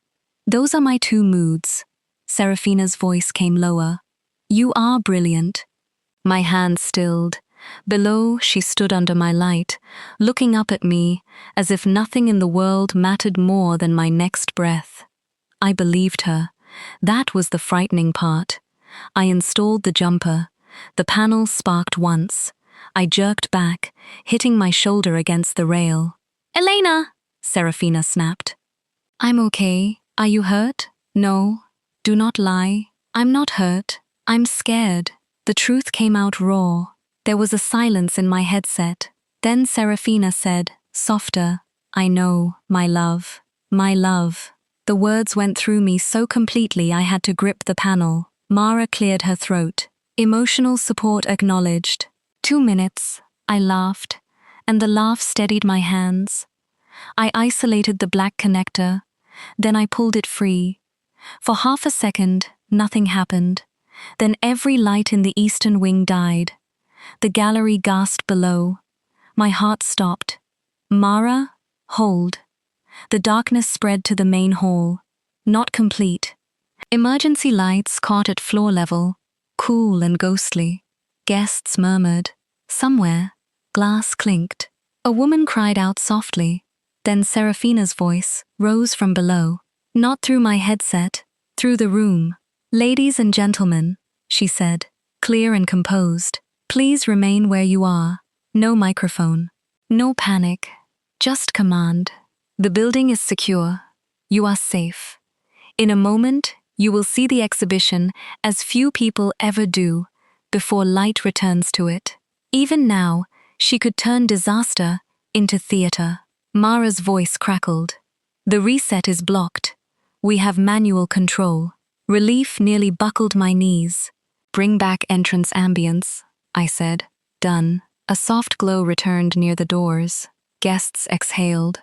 West wing at 10%. Light slid across the far wall. Vault at 8. The old brass caught a faint glimmer. Main hall floor line at 12.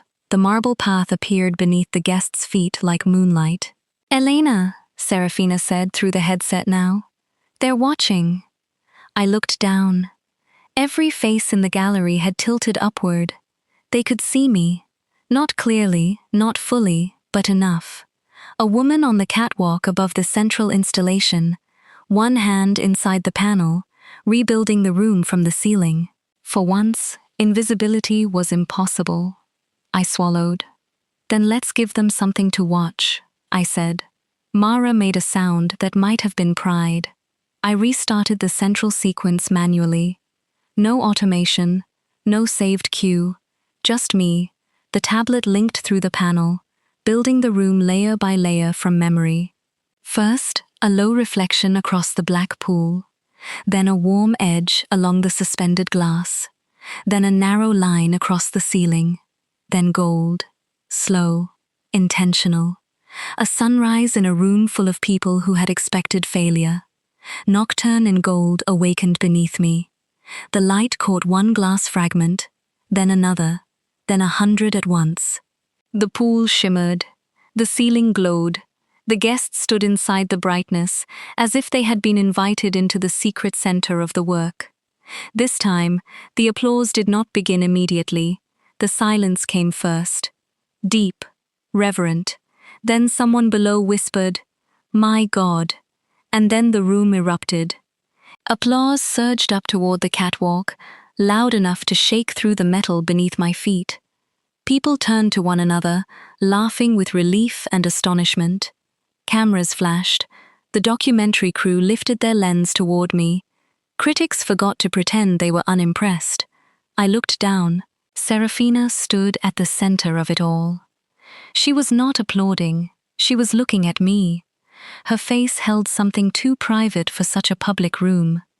Pride, love, a kind of surrender. Then she lifted her hand, not high, just enough. A gesture only I would understand. "Stay beside me." I smiled, still shaking above the brightest room in the city. "Always," I mouthed. Getting down from the catwalk was harder than going up, because triumph, unfortunately, did not cure fear of heights. By the time I reached the service corridor, my legs felt like borrowed furniture. Mara met me at the bottom with a wrench in one hand, and tears in her eyes she would deny under oath. "You are impossible," she said. "I learned from Serafina, obviously. You both think cardiac events are a leadership style." She hugged me quickly, then pretended she had only checked my safety harness. When I stepped into the main hall, conversation stopped. It happened in a wave. First the nearest guests turned, then the journalists, then the trustees, then everyone. The room that had ignored me for months stared, as if I had descended from the ceiling, carrying stolen fire. My instinct screamed hide. My body almost obeyed. Then Serafina moved toward me. The crowd parted for her automatically. She crossed the marble slowly, her black silk blouse slightly loosened at the throat, sleeves still rolled, hair no longer perfect. She looked less untouchable than before, more dangerous, more real. She stopped in front of me. Everyone watched. My heart pounded so hard I could barely hear the music trying to restart. "You're shaking," she said softly. "So are you." Her mouth curved, and the echo of that old memory passed between us. Then she glanced at the room. When she looked back, something had changed. A decision had formed. "Elena," she said quietly, "may I stop hiding now?" The room blurred. She had asked, not assumed, not announced. Asked. I looked at the cameras, the trustees, Vivian, Dorian, Anika, the staff, the guests, the artists, the critics who would write everything down and get half of it wrong. Then I looked at Serafina. "Yes," I whispered. Her eyes softened with such visible relief that a murmur moved through the nearest guests. She held out her hand. I placed mine in it. Her fingers closed around mine in the middle of the main hall. Not under a table, not behind a sleeve, not in a corridor with no witnesses. In public, in light. Dorian appeared immediately, as if summoned by scandal. "Serafina, I strongly recommend." "No," she said without looking at him. The word cut cleanly through the room. He stopped. She turned toward the temporary stage. Still holding my hand, she led me with her. Every step felt unreal. I heard cameras. I heard whispers. I heard someone say my name correctly. On stage, Serafina took the microphone. Her hand remained in mine. "Tonight," she said, "several people attempted to turn uncertainty into doubt, sabotage into narrative, and brilliance into liability." The room became still. Dorian's face hardened. Serafina continued. "They failed." A ripple of reaction moved through the crowd. She turned slightly toward me. "Elena Marlowe designed the lighting architecture of this exhibition. When the system was compromised, she repaired it. When the room went dark, she rebuilt it by hand. When this gallery needed vision, she provided it." My throat closed. Her fingers tightened around mine. "Effective immediately, the international expansion proposal will be revised to name Elena Marlowe as co-creative lead for environmental design." Dorian stepped forward. "That has not been approved by the board." Anika Rao's voice came from the front row. "It has my support." Another trustee spoke. Mine as well. Dorian looked around, alarmed. Serafina did not smile. She did not need to. And one more correction, she said. My heart stopped. She looked at me. The microphone lowered slightly. Only I heard the next words. Still yes? Tears filled my eyes. I nodded. She lifted the microphone again. Elena is not my assistant, Serafina said. She is not my secret. She is my creative equal, my chosen partner in this work, and the woman I love. The world went silent, completely. For one suspended second, the whole gallery seemed to hold its breath for me. Then the room exploded. Applause, gasps, cameras, a laugh from Mara that sounded suspiciously like a sob. Annika stood first, clapping with calm satisfaction. A few trustees followed, then artists, then staff, then guests hungry to be on the right side of a beautiful moment. Vivian Cross smiled from the back of the room and lifted her champagne glass in salute. Dorian did not clap. No one seemed to care. I could not move. Serafina turned toward me fully, no longer speaking to the crowd. Was that too much? She asked under the noise. I laughed through tears. Yes. Her face fell. I squeezed her hand. It was perfect. Relief transformed her so completely that for a moment she looked almost young, almost shy. Then I did something that a year ago would have seemed impossible. I lifted our joined hands and kissed her knuckles in front of everyone. The applause grew louder. Serafina's eyes darkened with emotion, not desire alone, not victory, awe, as if she could command an empire but had not expected tenderness to choose her back. The board vote happened 40 minutes later in the trustees' salon, and for the first time all night, I did not wait outside. I sat beside Serafina at the long walnut table, with my tablet, my notes, my ruined nerves, and the black sabotage device sealed in an evidence bag near Annika Rao's elbow. Dorian tried to recover control. To his credit, he did not go down quietly. He spoke of procedure, he spoke of optics, he spoke of the need for stability and leadership, especially when personal entanglements might complicate public perception. Every phrase wore a suit, every sentence carried a knife. Serafina listened without moving. I listened too, and something strange happened. His words did not enter me the way they used to, maybe because I had stood above the gallery and watched the room wait for my light, maybe because Serafina's hand rested openly near mine on the table, maybe because Vivian Cross had come to the salon as an outside advisor, and, when asked for her opinion, said, "If the board mistakes Miss Marlowe for a liability after tonight, then the board is the unstable element." I nearly dropped my pen. Serafina looked at Vivian with grudging respect. Vivian looked delighted to have earned it. Annika asked practical questions. Budget, timeline, staffing, international logistics, press management after Serafina's public declaration, conflict of interest protocols, reporting lines, credit structures. For each one, Serafina answered professionally.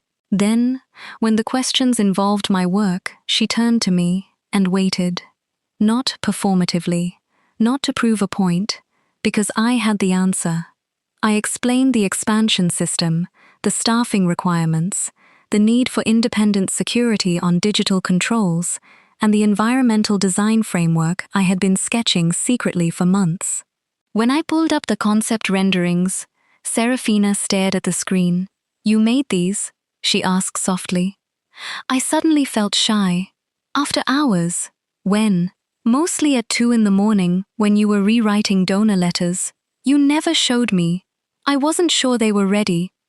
Her gaze lifted to mine, in front of the board, in front of Vivian, in front of everyone who had ever been willing to underestimate me. Serafina said, "They are extraordinary. Not dramatic, not romantic. Better. Professional certainty." Annika leaned forward. "Miss Marlowe, would you be prepared to lead this portion of the expansion if approved?" The old me would have looked at Serafina. The new me did not.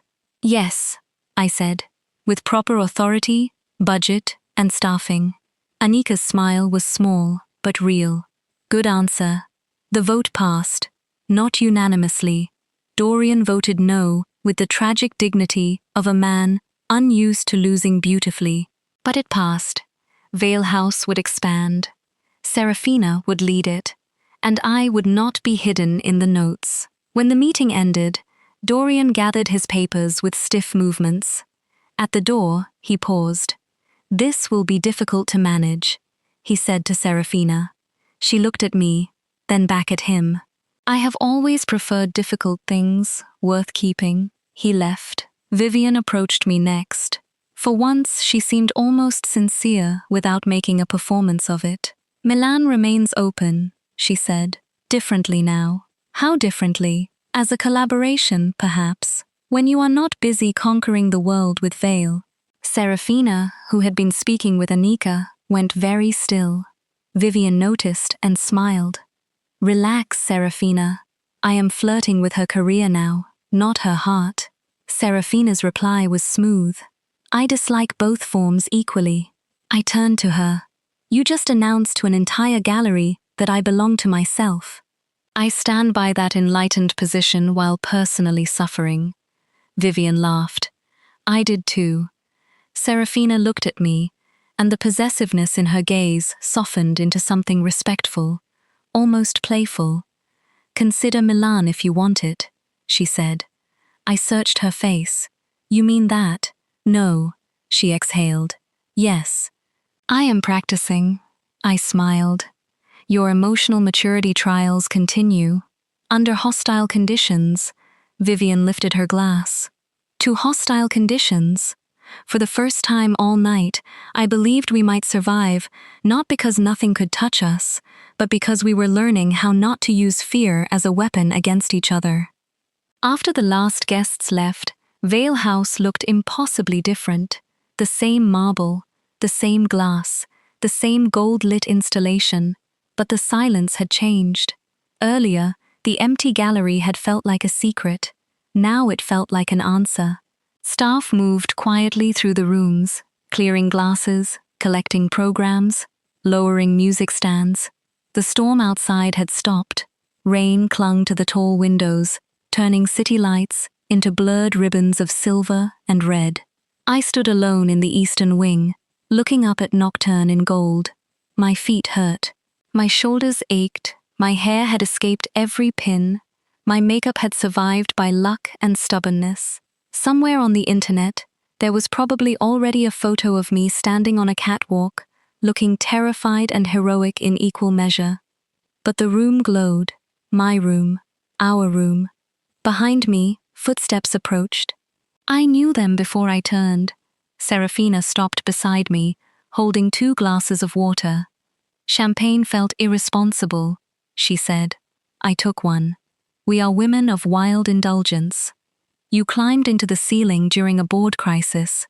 Hydration is appropriate." I drank half the glass at once. She watched with faint amusement. "What?" I asked. "Nothing. You're looking at me. I have recently made that legal in public." I smiled. She turned toward the sculpture, but her shoulder brushed mine. This time, neither of us moved away. For a while, we said nothing. The gallery settled around us. Somewhere, Mara gave instructions in the clipped tone of a general who wanted everyone to know she could still lift heavy equipment if necessary. The catering staff rolled silver carts toward the service elevator. The city hummed beyond the glass. "Finally," I said, "you called me the woman you love." I did. In front of critics. Yes, and trustees. Unfortunately.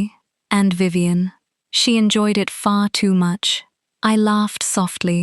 Serafina looked down at me, expression gentler than I knew what to do with. "Do you regret it?" I asked. "No. Not even a little. No." "How is that possible?" "You regret font choices. Deeply. Often." Her gaze held mine. "But not you." My chest tightened. I set my glass on a nearby plinth. Her eyes followed the movement, then returned to my face. The gallery lights traced her cheekbones, softened the shadows beneath her eyes. She looked tired now, not weak. Never weak, but human enough that I could see the cost of the night on her. I wanted to touch her. I wanted to make sure she was real. So I asked, because she always had. May I? The question moved through her. She nodded. I lifted my hand to her face. Serafina closed her eyes at the first touch. That undid me more than anything else. The way this powerful, composed woman leaned into my palm, as if tenderness itself was something she had been denied and did not fully trust. You were afraid, I whispered. Yes. Of them. Of myself. I brushed my thumb along her cheek. Why? Because when Dorian walked in and saw us, my first instinct was to hide you again. Her eyes opened, full of shame. Only for a second. But it was there. I swallowed. That hurts, I said.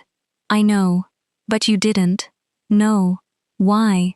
She turned her face slightly, pressing the smallest kiss into my palm. Because you looked at me like you were tired of surviving other people's fear, and I realized I had become one of those people. My throat tightened.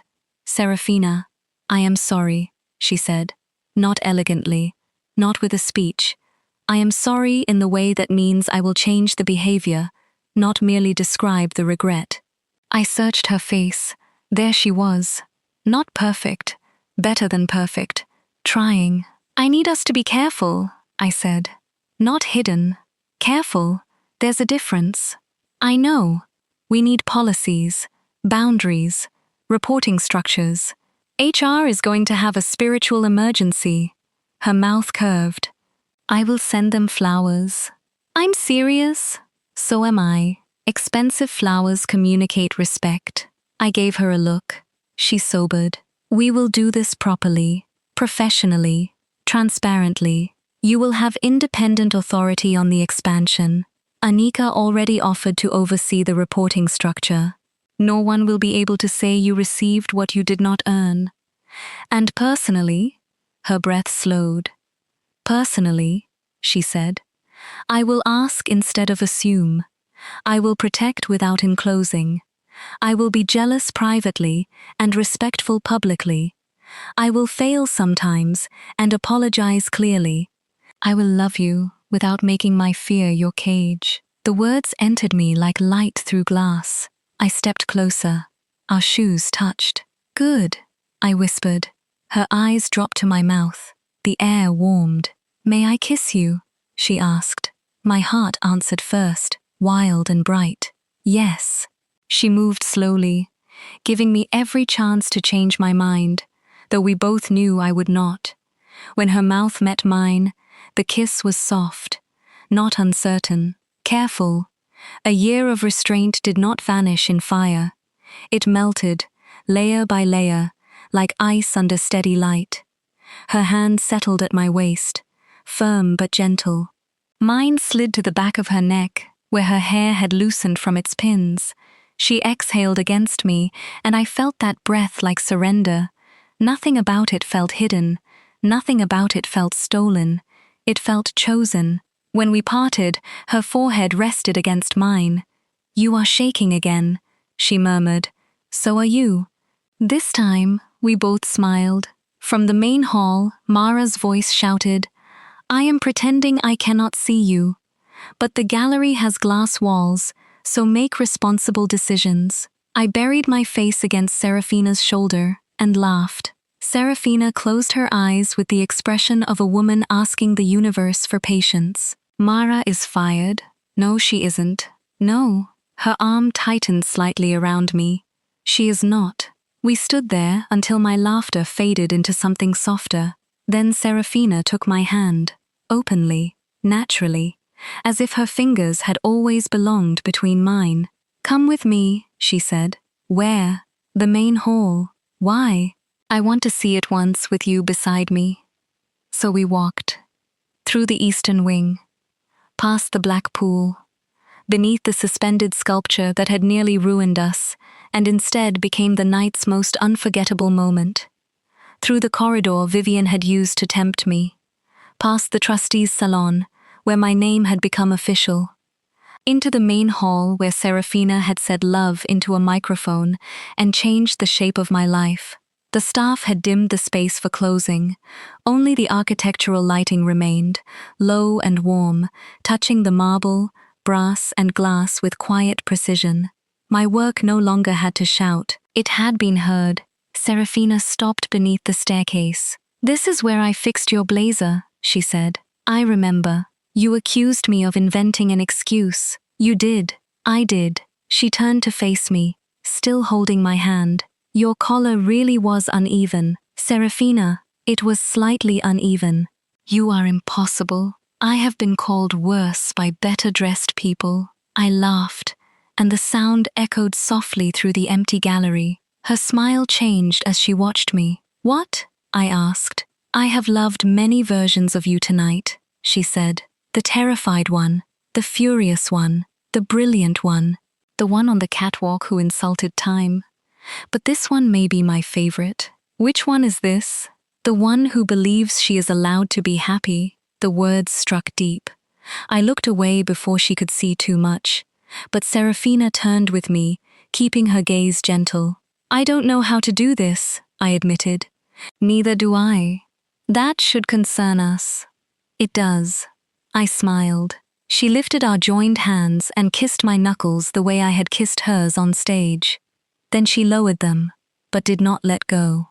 "Stay beside me," she whispered. This time, the words did not sound like a plea hidden inside a command. They sounded like an invitation, a promise with room for my answer. I stepped closer, rising onto my toes, until my mouth brushed the corner of hers. "Not behind you," I said. "No. Not beneath you. Never. Beside you." Her eyes shone. "Always." The morning after the opening, my phone had become a dangerous object. By 7 a.m., there were 32 unread messages, 14 missed calls, 4 interview requests, 3 unknown numbers from Europe, 1 email from Anika Rao titled Expansion Structure, and a link from Mara with the subject line, "You look like a ceiling goblin, but in a powerful way." The photo attached showed me on the catwalk above Nocturne in gold. Hair loose, one hand inside the maintenance panel, face lit by the first returning gold reflection. I did look terrified. I also looked undeniable. I sat in Serafina's kitchen, wearing one of her white shirts because my blouse had been sacrificed to exhaustion and emergency coffee. Her apartment occupied the top floor above the gallery. All quiet stone, tall windows, and furniture so expensive it looked uncomfortable until you sat down and realized wealth had secrets. Serafina stood at the counter, making breakfast, with the intensity of a woman negotiating a hostile acquisition. "You don't cook," I said. "I can assemble." "You are placing berries in a bowl." With intention, I smiled into my coffee. She looked different in the morning, barefoot, hair loose, face clean of makeup, black silk robe tied at her waist.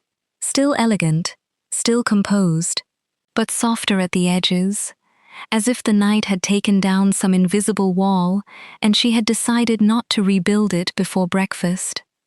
My phone buzzed again. She glanced over. "Press? Probably. Do you want to look? No? Do you want me to hide the phone? Yes?" She crossed the kitchen, took the phone from my hand, and placed it inside a ceramic jar on the counter. I stared. "Did you just put my phone in a decorative vase?" "It is not a vase. It is a hand-thrown Italian vessel. It is holding my anxiety. Then it has found purpose." I laughed. Her expression softened at the sound. That was new too. Or maybe I was only now letting myself see it. She brought 2 bowls to the table and sat across from me, though her eyes kept dropping to the sleeve of her shirt on my wrist. "What?" I asked. "You are wearing my shirt." "I can give it back." "No." The speed of the answer made my eyebrows lift. Serafina picked up her spoon with great dignity. That would be unnecessary. Professional maturity trial failing? Personally successful. I smiled so hard my cheeks hurt. Then the smile faded as reality returned. "What happens now?" Serafina set down her spoon. "Today, we meet with Annika and HR. romantic, necessary. I know. We create an independent chain of approval for your expansion role. Your compensation changes, your title changes, your contract is revised by outside counsel, not my office.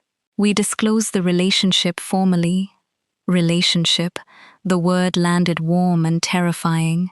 And if they decide it's too complicated, they won't. But if they do... Serafina reached across the table, then stopped with her hand open, waiting. I placed mine in it. If they do, she said, we fight it properly. Not secretly, not by making you smaller. I nodded. And Milan? I looked toward the window. Below, the city was wet and bright, rinsed clean by last night's storm. The gallery entrance was already surrounded by photographers. Someone had placed fresh orchids by the door. I don't think I want to run to Milan because Vivian offered me a version of myself I thought I could only have somewhere else, I said slowly. But I might want to collaborate later because the work sounds beautiful. Serafina's thumb moved once over my knuckles. That is a very reasonable answer I dislike emotionally and respect intellectually. Growth? Painful. I laughed. Then her face turned serious. Elena, if staying ever becomes smaller than leaving, I need you to tell me. My chest tightened. You would let me go? No, she swallowed. But I would not cage you. I stood from my chair and walked around the table. She turned toward me as I came closer. I placed one hand on her shoulder and bent to kiss her forehead. Serafina closed her eyes. A woman who had faced trustees, sabotage, critics, scandal, and love in public, leaned into a kiss on her forehead as if it were the most dangerous tenderness of all. I'm not leaving today, I whispered. Her hands settled carefully at my waist. Good. Possibly not tomorrow. Excellent. Beyond that, we negotiate. Her mouth curved against my wrist. I accept these terms. My phone buzzed inside the Italian vessel. We both looked at it. Then we ignored it. For one more minute, the world could wait. By noon, the gallery had reopened to a line around the block, apparently almost losing an exhibition to sabotage, and then being publicly named the woman beloved by Serafina Vale, was excellent for attendance. The headline I finally allowed myself to read was from a major art journal, Elena Marlowe brings Vale House out of the dark. I stared at it in the staff office until the letters blurred. Mara stood beside me, arms folded. Accept compliments before I become unpleasant. I am accepting. You look like you're being medically examined. This is my face accepting. Terrible face. I laughed. Across the office, Serafina spoke with Annika and legal counsel. Her gaze moved to me every few minutes, not possessive, not anxious, simply aware. The way someone checks the position of a star they trust for navigation. When the meeting began, I sat across from her, not beside her. That had been my choice. Annika noticed and approved. We discussed reporting structures, conflict protocols, compensation, title, public statements, and the investigation into the sabotage. The forged contractor had been traced to a Shell staffing request. No proof yet tied it to Dorian, but his assistant had resigned suddenly that morning, which everyone pretended not to find interesting. Vivian sent flowers, black calla lilies with a card that read, "For the woman who taught the dark to behave. Milan can wait." Serafina read the card, inhaled slowly, and placed it face down. I tried not to smile. Failed. She has excellent taste in flowers, I said. She has invasive timing. She helped last night. She attempted to steal you first. She revised her strategy. I remain cautious, healthy, annoying. After the formal meetings, Annika asked to speak with me alone. Serafina stood immediately. Of course. No hesitation. No attempt to stay. That mattered. When she left, Annika closed her folder and looked at me over the top of her glasses. You were impressive last night. Thank you. You were also almost eaten alive by people who benefit from your hesitation. I blinked. She leaned back. Serafina is powerful enough to shield you in some rooms. Do not let that become a substitute for building your own power. I absorbed that carefully. I don't want to become her accessory, I said. Good. Accessories rarely get legal review. Despite myself, I smiled. Annika's expression softened. She loves you. That was obvious before she said it. But love inside institutions requires structure. Structure is not cynicism, it is protection. I know. Do you? I thought of Serafina asking before touching me, asking before claiming us, asking whether I was choosing the catwalk because I wanted to. Yes, I said. I'm learning. Annika nodded. Then learn quickly. The world will romanticize last night because it was beautiful. Beauty is useful. Documentation is better. I laughed. You sound like Serafina. Serafina sounds like me. I trained her during her first board war. That explained several things. At the door, Annika paused. One more thing. Yes? Do not let anyone call you lucky. My throat tightened. Luck did not climb into the ceiling, she said. Then she left. I sat alone for a moment, holding that sentence. Luck did not climb into the ceiling. When Serafina returned, she found me crying again. She stopped instantly. Who do I need to ruin? I laughed through tears. No one. She looked unconvinced. Annika was kind to me. Ah. Serafina relaxed slightly. That can feel violent at first. I wiped my face. Everyone is being nice, and I don't know where to put it. She crossed the room and sat near me, leaving space between us, because the door was open and the office was glass-walled. Careful. Not hidden. You do not have to put it anywhere immediately, she said. That sounds wise. I stole it from therapy. I turned to her, surprised. She looked almost embarrassed. You go to therapy? I am emotionally repressed. Not foolish. I laughed so suddenly that a passing intern looked in. Serafina smiled. Then her expression shifted, becoming serious in a way that made my heart slow. I have another question, she said. Should I be nervous? Possibly. Proceed. The press team wants a photograph for tomorrow's statement. Us with the central installation. Professional. Public. It does not have to imply anything personal. I studied her. She held herself very still. There it was again. The invitation. The room. My answer. I stood and walked to the glass wall overlooking the gallery. Below, visitors moved through my light, heads tilted upward, faces open. For years, I had wanted credit because I thought being named would finally make me real. But last night, when Serafina took my hand, I learned something more frightening. Being seen did not make me real. It made hiding impossible. I turned back. Let the photograph imply exactly what is true, I said. Serafina's breath caught. Then she stood. Are you sure? No, I smiled, but I'm choosing it. Her eyes softened. That, she said, is better than sure. The photograph was taken at sunset. The gallery had closed for one private hour between public sessions and the evening donor reception. Outside, the sky turned lavender over wet rooftops. Inside, nocturne in gold glowed, as if it had swallowed the last light of the day. The photographer positioned us near the black pool. At first, we stood too formally, Serafina on one side, me on the other, both facing the camera like women about to announce a merger. The photographer lowered her camera. You two look like you're negotiating custody of the sculpture, Mara, watching from a bench, said. Accurate emotional summary. Serafina sighed. Mara, I contain multitudes. The photographer smiled. Maybe stand closer? Serafina looked at me. I stepped closer first. Our shoulders touched. Closer, the photographer said. Serafina's hand moved to the small of my back, then stopped before contact. She asked without words. I nodded. Her palms settled there gently, warm through the fabric of my blazer. The camera clicked. Good, the photographer said. Now, Miss Marlowe, look at her. That feels unfairly targeted. Art is suffering. I turned my head.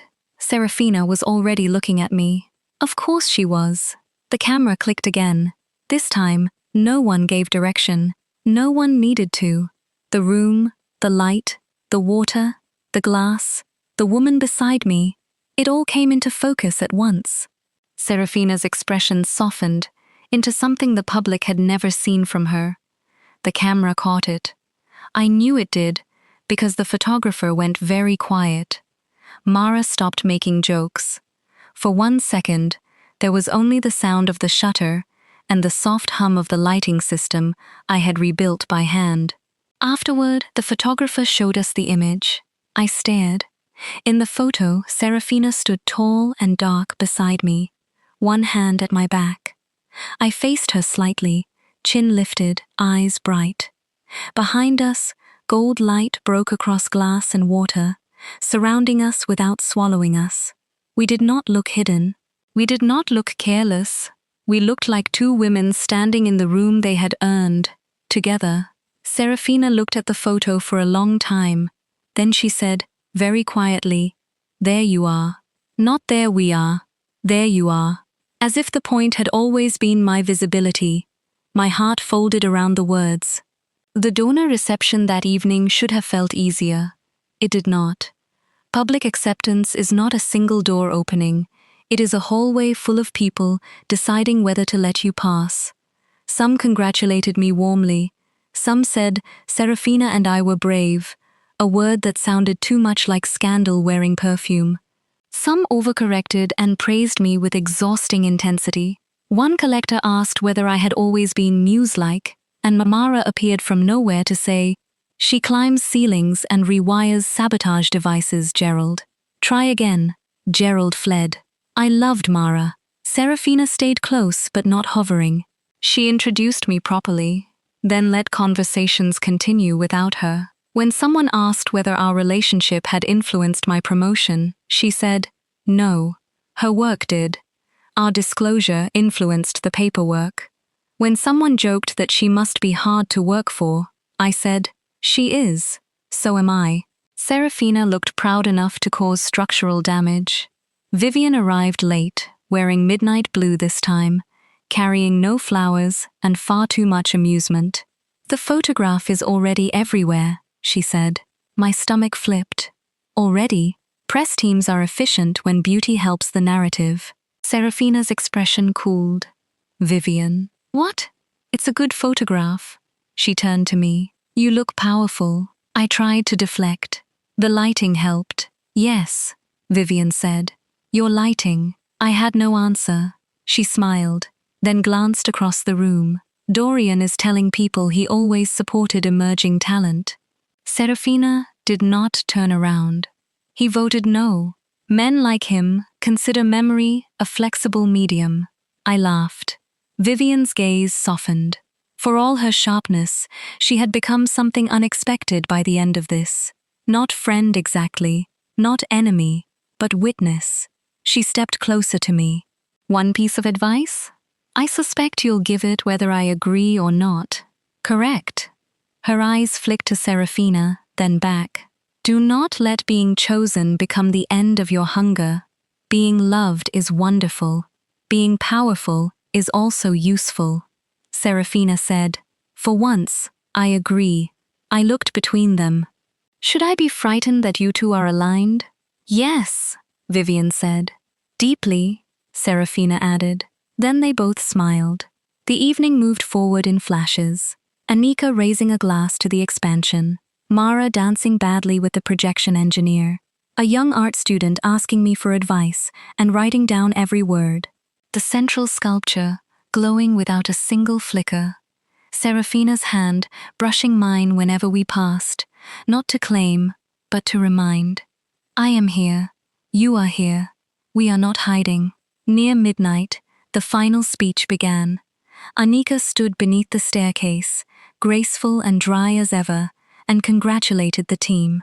She spoke of restoration, innovation, and institutional courage. Then she announced the international expansion officially. Applause filled the hall. My name appeared on the screen beside Serafina's. Elena Marlowe, CO Creative Lead, Environmental Design. For a moment, I could not read anything else. Not because my vision blurred, because the title was enough. Serafina stood beside me. Breathe. I am. Unconvincingly. I laughed, tears rising again. She leaned closer, voice for me alone. I am so proud of you. I looked at her. I'm proud of me too. Her expression changed. That was the line that made her eyes shine. Not my gratitude, not my love, my own pride. She lifted my hand, kissed it once, and this time the cameras were welcome to capture whatever they wanted. After midnight, when the reception thinned and the last donors drifted into waiting cars, Serafina and I returned to the eastern wing. The gallery staff left the central installation running at my request. I wanted one more look before the system shifted to overnight mode. We stood by the black pool, our reflections broken by gold. I slipped off my shoes with a groan. Serafina looked down. Elegant. I climbed a ceiling last night. I have retired from elegance. Tragic. I admired your attempt. My attempt? Your shoes were ambitious. My shoes were beautiful torture devices. She smiled and removed her own heels, setting them beside mine. I stared. Serafina Vale barefoot in her own gallery. Scandalous. I have already caused larger scandals this week. True. She stepped onto the cool marble barefoot and looked absurdly pleased by the freedom of it. The sight made my chest ache. How many small discomforts had she endured for the sake of image? How many rooms had she conquered while denying herself softness? How many times had she wanted to reach for me and folded her hands instead? I moved closer. She looked at me. I love you, I said. The words came out quietly. No microphone, no applause, no crisis forcing them into the open. Just me choosing them. Serafina stopped breathing. I watched the sentence reach her. For all her confidence, for all her public claim, part of her had not expected to receive the words back so plainly. I stepped into her space. I should have said it earlier. No. Her voice was unsteady. You said it when you were ready. I was ready and scared. Both can be true. I nodded. She lifted her hand toward my face, then paused. Yes, I whispered. Her fingers touched my cheek. I love you, I said again, because the first time had not been enough. Not because you chose me publicly. Not because you protected me. Not because you made everyone see me. I love you because when it mattered, you asked. You asked before touching me. You asked before claiming me. You asked whether I was choosing the risk or punishing myself. You made room for my answer. Her eyes shone. And because, I added, smiling through sudden tears, you are devastatingly attractive when emotionally inconvenienced. A broken laugh escaped her. Then she pulled me gently into her arms. Not fast, not consuming, holding. I rested my head against her shoulder, and for the first time in longer than I could remember, my body did not prepare to be useful. It simply rested. Serafina's hand moved slowly over my back. You are loved, she said against my hair. When you are brilliant, when you are tired, when you choose me, when you choose yourself, when you need the room, when you need silence. All of it, Elena. My eyes closed. I believed her. Maybe not perfectly. Not yet. Old wounds do not vanish because someone beautiful says the right thing beneath expensive lighting. But belief began. That was enough. The lights shifted above us, entering the final overnight queue. The gold softened to a low amber glow. Shadows returned to the edges of the room, but they no longer felt like hiding places. They were just shadows. Serafina drew back enough to look at me. Come upstairs, she asked. A simple question. A clear invitation. I smiled. Yes. She brushed a loose strand of hair behind my ear. Are you exhausted? Completely. Hungry? Possibly. Overwhelmed? Historically. Her mouth curved. Then we will order food, ignore our phones, and not make any more life-altering declarations for at least 12 hours. That sounds ambitious for us. 6 hours? More realistic. She laughed softly. We gathered our shoes and walked barefoot through the gallery, hand in hand. Near the main hall, I stopped. Serafina looked back. What is it? I turned toward the room one last time. The staircase, the marble, the stage where she had said my name, the place where I had stopped being a secret, the ceiling where fear had met work and work had won, the lights I had designed still breathing quietly through the building. I used to think being seen would feel like standing in a spotlight, I said. And does it? I shook my head. Then I looked at our joined hands. It feels like not having to step out of the light when someone else enters. Serafina's fingers tightened around mine. For once, she had no polished answer. Only emotion, only truth, only us. Outside, dawn was beginning to pale the city, turning the windows silver. The world beyond Vale House was waking, already hungry for headlines, explanations, photographs, consequences. Let it come. Inside, Serafina opened the door to the private elevator and waited for me to enter first. I did, not because I was being led, because I was choosing where to go. She stepped in beside me. As the doors closed, she reached for my hand again, openly, naturally, like the whole world could watch, like neither of us would look away. Stay beside me, she said one more time. I leaned into her shoulder, smiling as the elevator rose. Always, I whispered. And this time, it was not a secret.